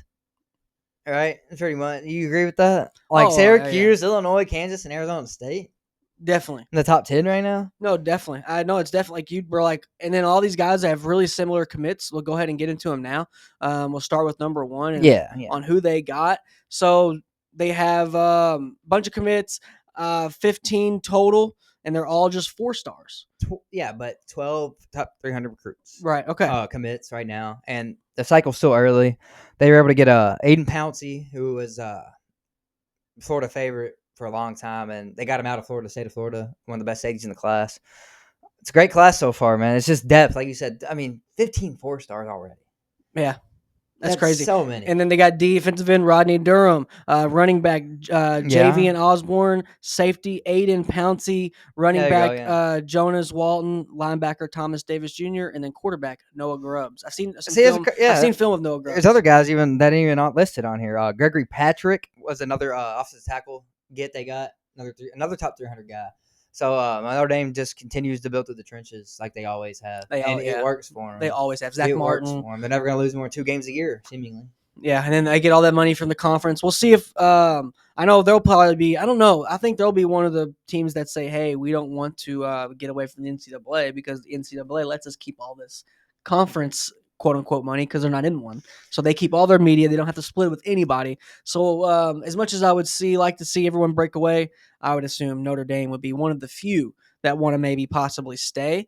But a team out in Cali will go to number 2 here. Dalton, get your thoughts on USC at number 2, 26 commits, 16 4-stars. Now we have a lot of Usos here, a lot of Polynesians. I'm going to murder their name.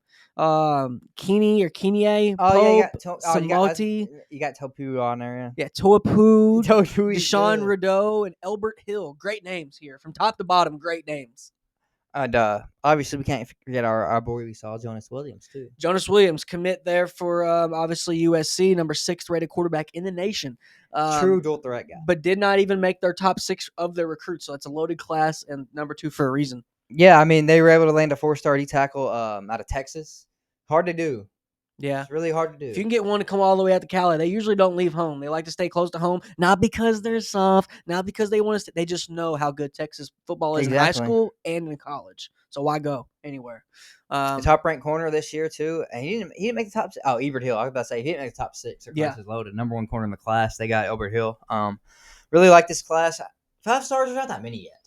That's the thing. Like, everybody's like, oh, well, they got no 5. Neither one of these first 2 teams got 5 stars. How are they top? There's not that many yet. There's like 10 5-stars, maybe 15 right now. Yeah. Depends on what site you look at, too. So that's true. And in the season, like you said, they'll promote them, and that's how they kind of keep their sizzle during the season. Just to kind of make some waves during the season with their rankings, promote guys from 4 to 5. Exactly. So another team at 3. Something to talk about. 17 commits, Penn State. Another 0. 4 stars. 0. 5 stars, like I'm saying. 9-4, 8 3-stars. Safety Matt Sieb, defensive line Kelvin Brown, wide receiver Darryon Brown, and then 2 quarterbacks here, Troy Hoon and Peyton Falone, and then running back Messiah Mickens. I looked at the list. It's very white. It's very white. Yeah. They know what they like, as a tight of. I know. And then, but I think I'll be devil's advocate here. I think what beefs it up is the 2 quarterbacks. Yeah, they got the guy from California, Troy Hoon. Yeah, Hoon. Yeah, he's good. He is really good. He's really good. One of the best pocket passers in this class. I think one of the upside's huge. I think one of the guys on the Elite 11 thing took him. I think. I wouldn't doubt it. You said Darryon Brown too. Yeah, receiver. He is one of the fastest receivers in the class. He was clocked at over 21 miles an hour.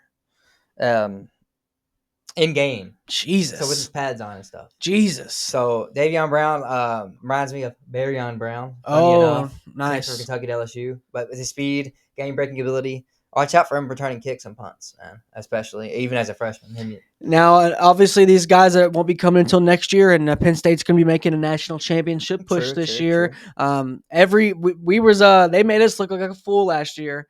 Every week we thought they were going to lose, and them along with Army, and just would not lose. Well, I told you off the camera, they're my favorite to win the championship going into the year. So I'm not sleeping on this year. I know. Now the roster, they got the best roster on paper. I agree. I don't agree, but I agree that they're. You don't think they got the best roster? I mean, I would have to look. I would just stuff, agree that you do not sleep on Penn State this year. We learned our lesson last year. You do not. They lost me money. They lost me pride because I literally picked against them like 5 weeks in a row. Who did they end up losing to in the playoff? Who did Ohio State beat? I think it was in the championship. Who did Ohio State beat? Georgia? Yeah. Georgia didn't beat them. Who did Georgia beat in the Final Four? In the Final Four? I'm not sure. Because Penn State beat SMU. Yeah. And they lost.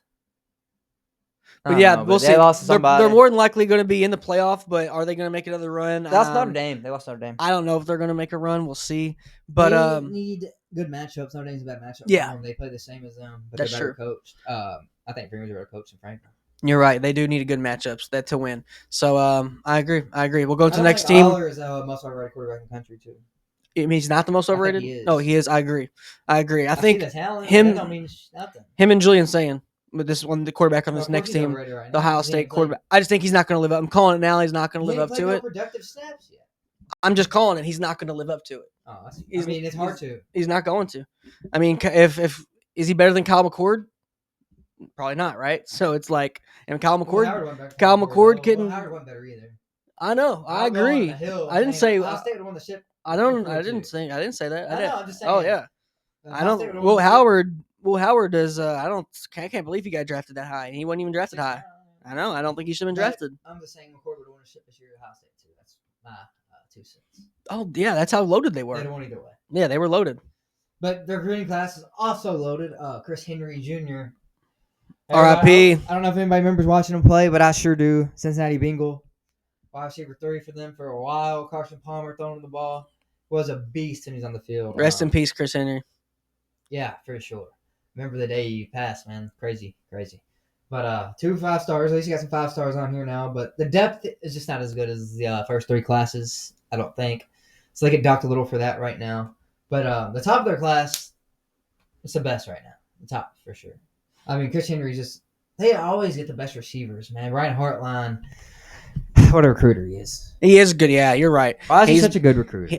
I don't know. What did he say? I don't know. I just think, Ohio State always got their guys for the longest off their facilities. But, everyone's pretty much caught up with facilities. But it's just something when you go there, man. Like, the people around there, they just live, eat, breathe, sleep, scarlet and gray. But if you think about it, man, when we were watching it, they didn't have receivers weren't the studs like that. Not receivers. They had good receivers. It just wasn't a plethora of these. They had the Ted Ginn, Santonio Holmes. They had a few of the guys. Ted Ginn wasn't even a pure receiver, though. Yeah, he's more of a turner. But they just didn't. I don't know, man. I don't know really when it started. We'd have to go back and look. Curtis Samuel. But Urban Meyer really took his recruiting up to a next level at Ohio State. And Urban Meyer started getting absolute studs. And, he won 90% of his games for a reason because he had good players. So he's good players. That trend pretty much has never stopped at Ohio State. Probably the best recruiter ever. Yeah, he's one of them. He's one of them. Him and Saban. I mean, he beat Saban for a lot. And he's had better quarterbacks than Saban. When he was at Florida, he won a lot of battles over Saban. Yeah, he did. If he would have stayed, man. And Tebow was the biggest one, of course. I mean, came down to the last second. You really you have to add Cam Newton to his recruiting. I mean, he recruited Cam Newton. Oh, he didn't get kicked out. Urban might. No telling what would happen. He might still be at Florida. We might have won I know. Oh yeah, you're right. You're right. We would have won at least another. We would have won that year. Yeah, you're right. And then we were way better than Auburn. I remember when Ohio State got him, man. It was like you just knew they were going to be good. You just didn't expect for them to, win all those games, honestly. And even some people might say Urban came up short. He didn't. He only won one. Ohio State could hire anybody and win games, bro. I know. Big Ten's trash, dog. I know. It's a little better now with Oregon and USC, but USC's fell off. UCLA sucks too. So they really only added Oregon. I know. Oregon, Penn State, Michigan, Ohio State. That's all they got. And Michigan's hit or miss some years. So Big Ten's just not. Yeah, they got it made, dude. They can play Northwestern every year. If Florida played Northwestern every year, don't get me started. But they just got an easy. It's a way easier path. And when you get 34 and 5 stars every year, you're gonna beat these teams that are Illinois and Northwestern, bro. You should. So I've always been a Ohio State hater. I'll say it. I admit it firsthand. I'm a hater, bro. Because if Florida was in the same conference, move us to Ohio State, we're winning the same amount of games every year, bro. So I just think they don't play nobody now. Yeah, but Ohio State gets the hate because they could never finish for the longest. Yeah, true. So it's like they weren't like for sure. People, kept it real with Ohio State too. But like you said, and they won the championship they shouldn't have over Miami. Yeah, I mean the recruits don't care. If they're not in the SEC, they just they're trying to get. You're gonna make money there. You're gonna make money. They have resources. You can go to the league. Doesn't matter who they have at OC, DC. They just had Chip Kelly last year. He's gone. They're the most consistent program ever. Now they got Matt Patricia, I think, at DC. Hate it. So yeah, we'll see what they do. But great tradition though. I went to a game last year and it was awesome. And then last year on the top 5 is Texas A&M with 11 commits, all only 4 stars. So recruits there at the bottom, top 6. And they got some guys trying to go. Samu Moala, Jermaine Kinsler, Aaron Gregory, Victor Singleton, Jordan Carter, same name as Playboy Cardi, and running back Jonathan Halton. Jordan Carter, huge to get. Got him out of the state of Georgia. Very hard to do. And obviously the school of Georgia's in that state. So they usually get every homegrown guy. So huge get going in and getting Jordan Carter. And then we got Kasuga, the quarterback, on there. No. Okay, well, so he was maybe a little underrated, but I love him. He's from Utah. He's not huge, but he's got really live arm. The ball comes out so quick. So I think he's a really underrated QB commit this year too. Could follow Marcel Reed. He could be the next starter after Marcel Reed. Oh yeah, I'm excited. I like Marcel Reed a lot. Yeah, I think I saw his first start last year against Florida. I'm gonna watch a lot more Texas A&M and South Carolina football than I have ever probably this year, since Manziel was at Texas A&M and probably since Jadeveon Clowney was at South Carolina.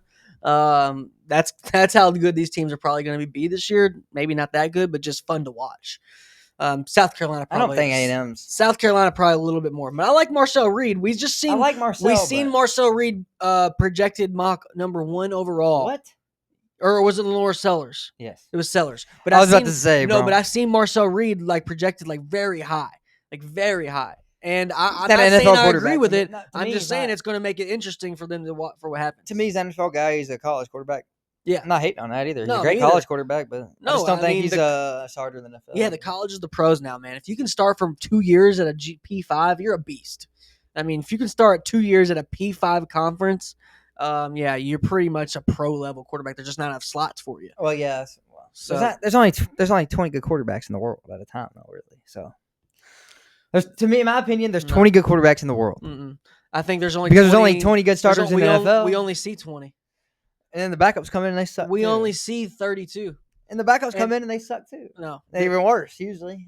I think. Dude, it's the hardest position in the world. But there's a lot of people who just aren't in the league that should be backups, and because the current backups are failed starters, and you would rather do that because you have money invested, you still have hope for them, as to take a guy who's never touched the league. I just think it's the hardest position in any sport in the world. So I think there's 20 good ones at a time in the world, man. Just my opinion. I think there's 20 good ones that are in their prime.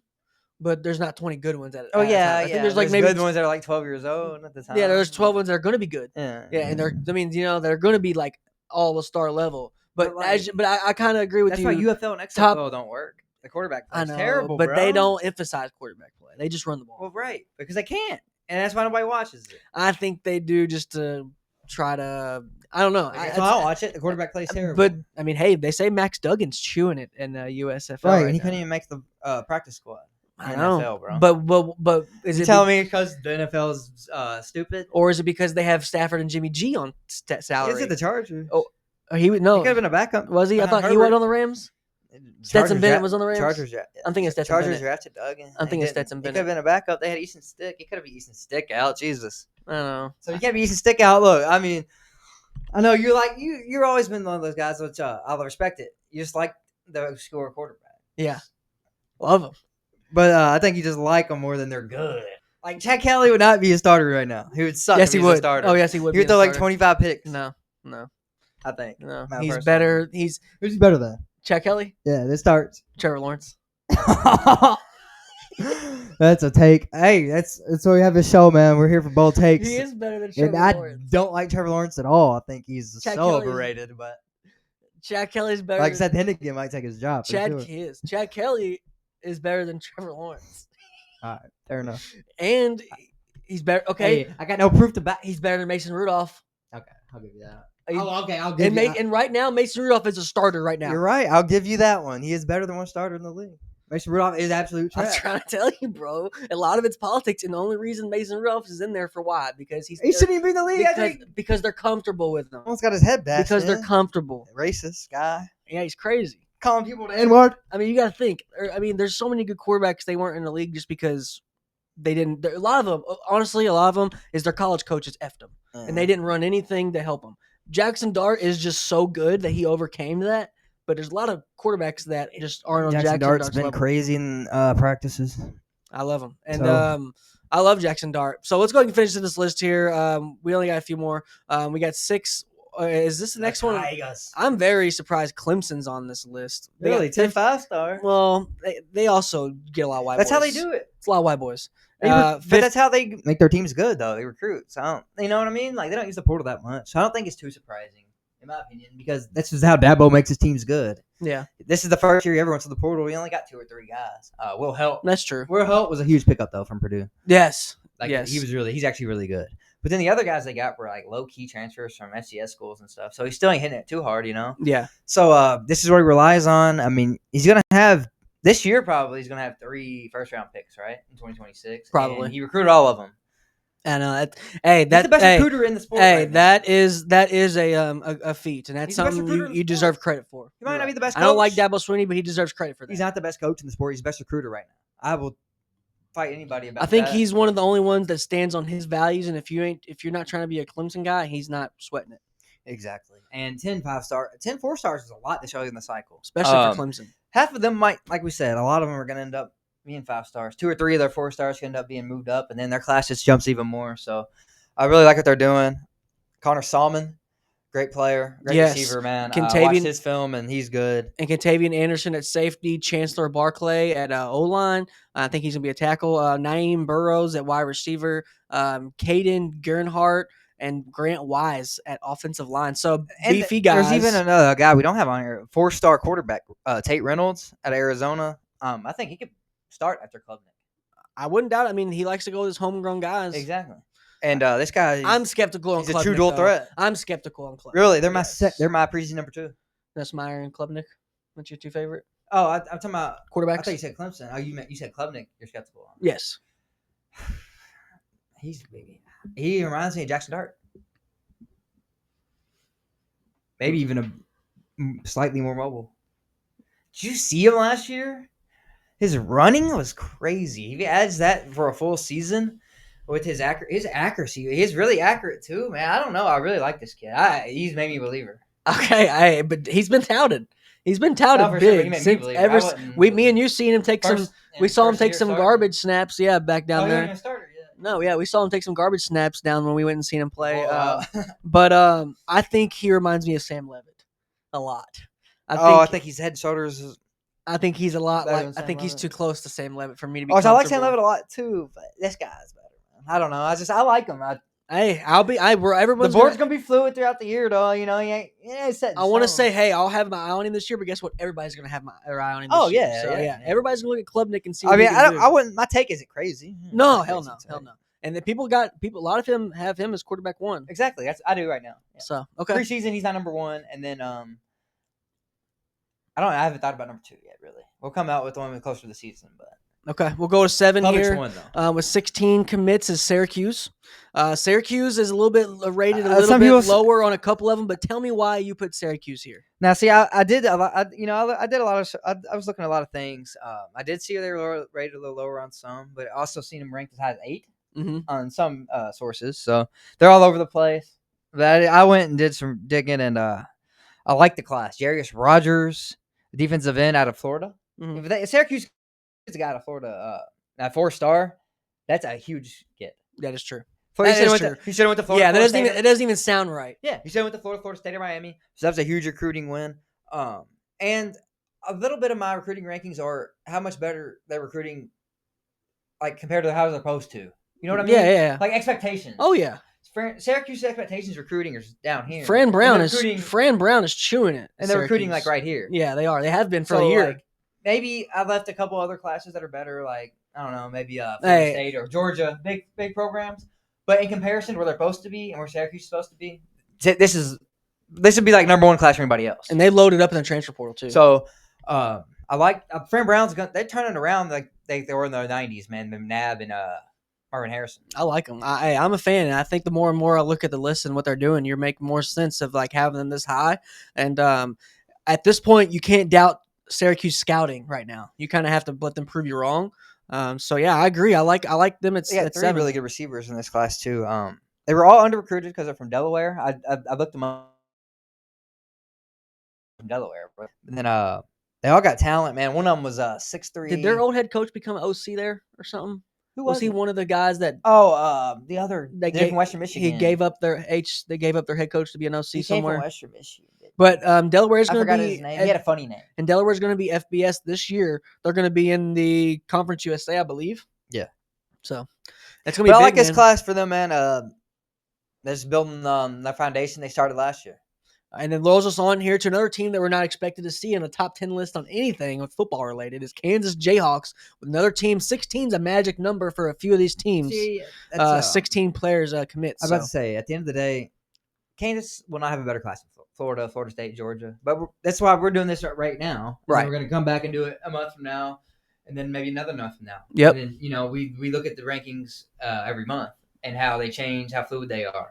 But right now, just for having 16 recruits, only 13 of them are 3 stars, but just the number of recruits. A lot of Florida only has right now. My team has 4 or 5 recruits for 2026. Yeah, same, but even Georgia does. Like it's not a big. It's Alabama. It's something depending on how you look at it. You can look at it half full, or you can look at it half empty. Yeah. You can look at it like, hey, we got vets around everywhere that know how to play ball. But you can also look at it like, hey, I'm kind of nervous. What's our future looking like? Right. So I feel you. But 16 commits, man, it's a good number for JJ right now. Dunningham, one of my favorite corners in this class. I didn't know much about him until today, and I was just looking stuff up, and I was like, damn, he's 6'3" corner, which that's my favorite. They're getting taller and taller. 6'3", 190 as a freshman. Yeah, they're getting bigger.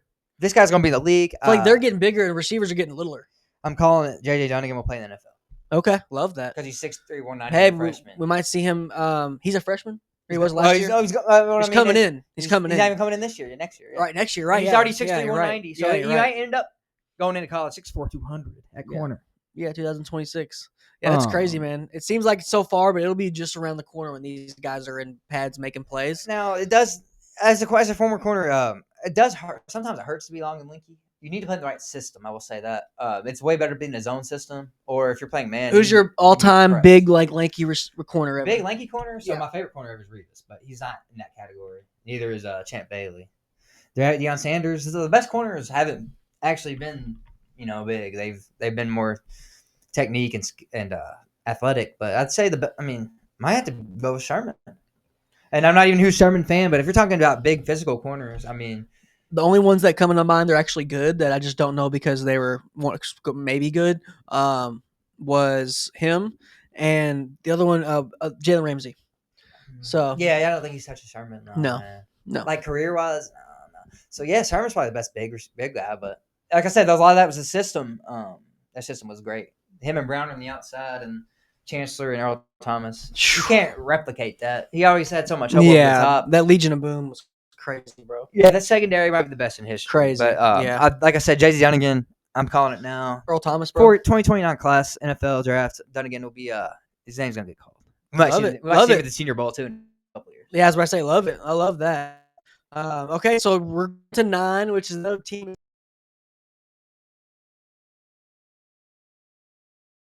Fours and 14 3-stars, so they're loading up and on there some guys they are believing in. Now, is it one of these guys?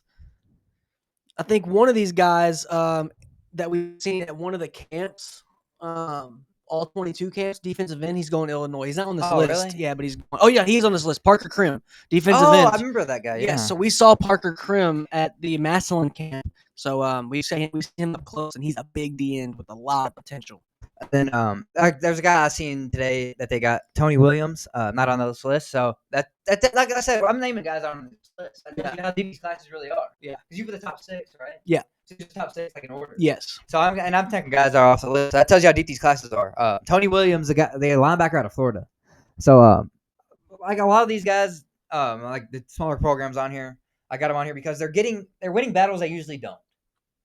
You know what I mean? Illinois never got guys from Florida before. And now Billima got guys coming from Florida, Texas, and he's winning all the local battles. Good point. He's winning all the local battles in Illinois. So I really like what he's doing there, man. I think Illinois could be that number 4 or 5 team in the Big Ten.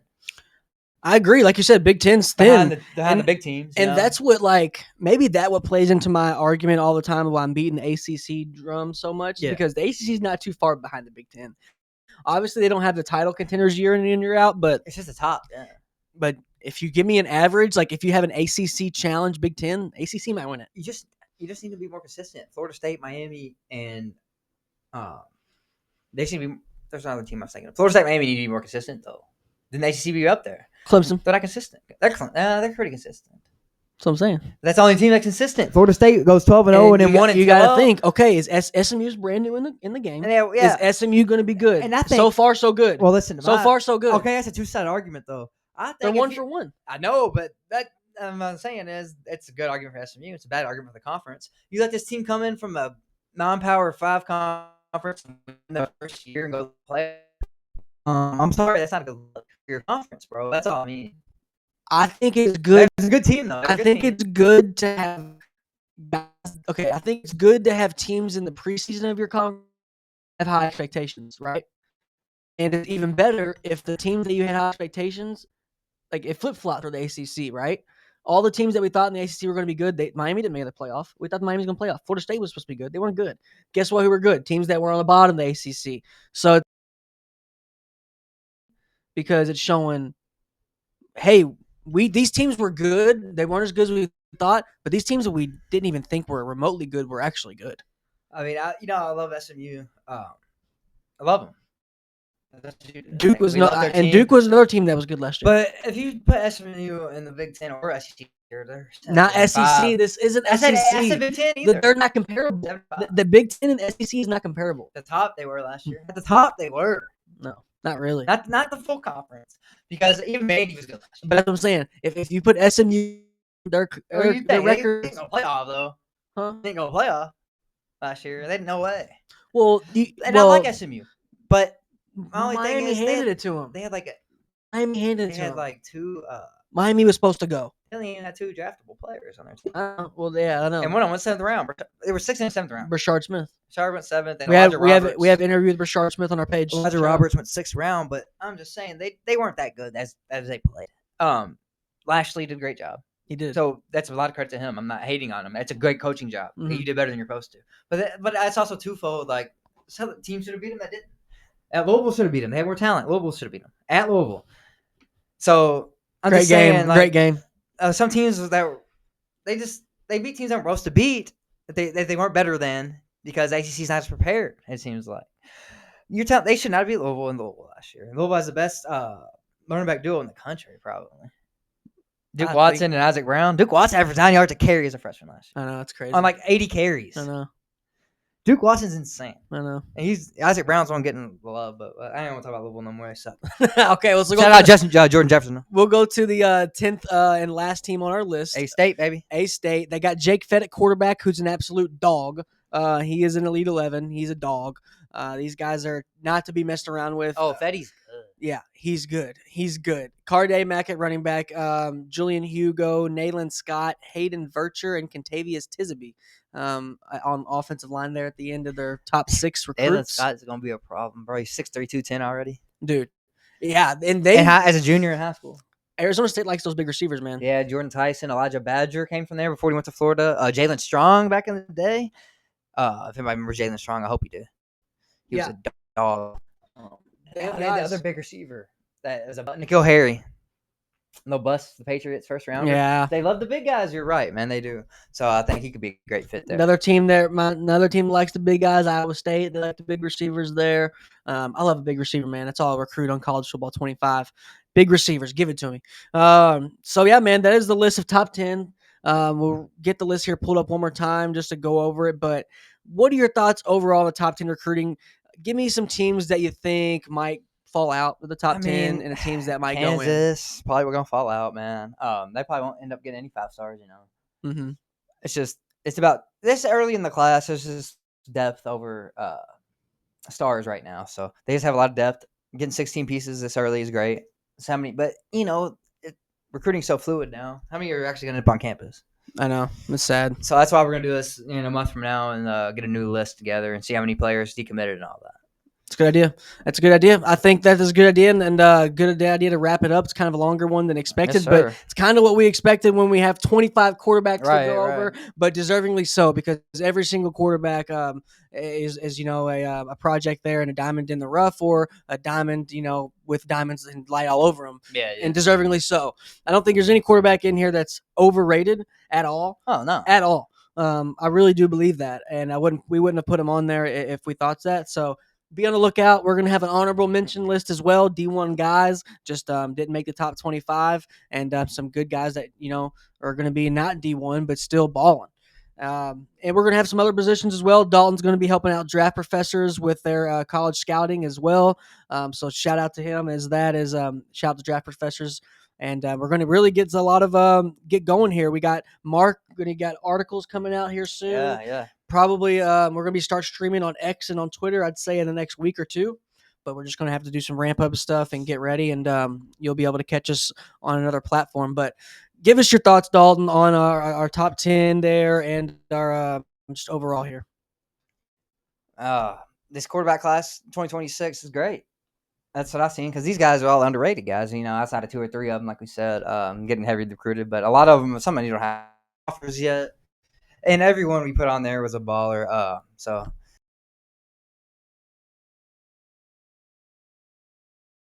camps, we're showing you love, but that's only one step, man. You gotta put your name out there. You might, if you send it to 100 schools, one school might look at it, but that's all it takes. And one school fall in love with you, give you an offer, and that could be the school you fall in love with that you end up wanting to go to. So don't be scared to send your film to all the grad assistants, those who really look at the film, and go to camps. That's all I say. Go to camps, man. It's huge. The more coaches see you, the more eyes, the better. Yeah, I agree. And like you said, it works just getting your getting all eyes on you because we met a few of these guys at camps. So Right. And a few of these guys at camps won't say any names, but we've had guys reach out, coaches and ADs, and saying, "Hey, man, we've had guys show up to school because of these videos."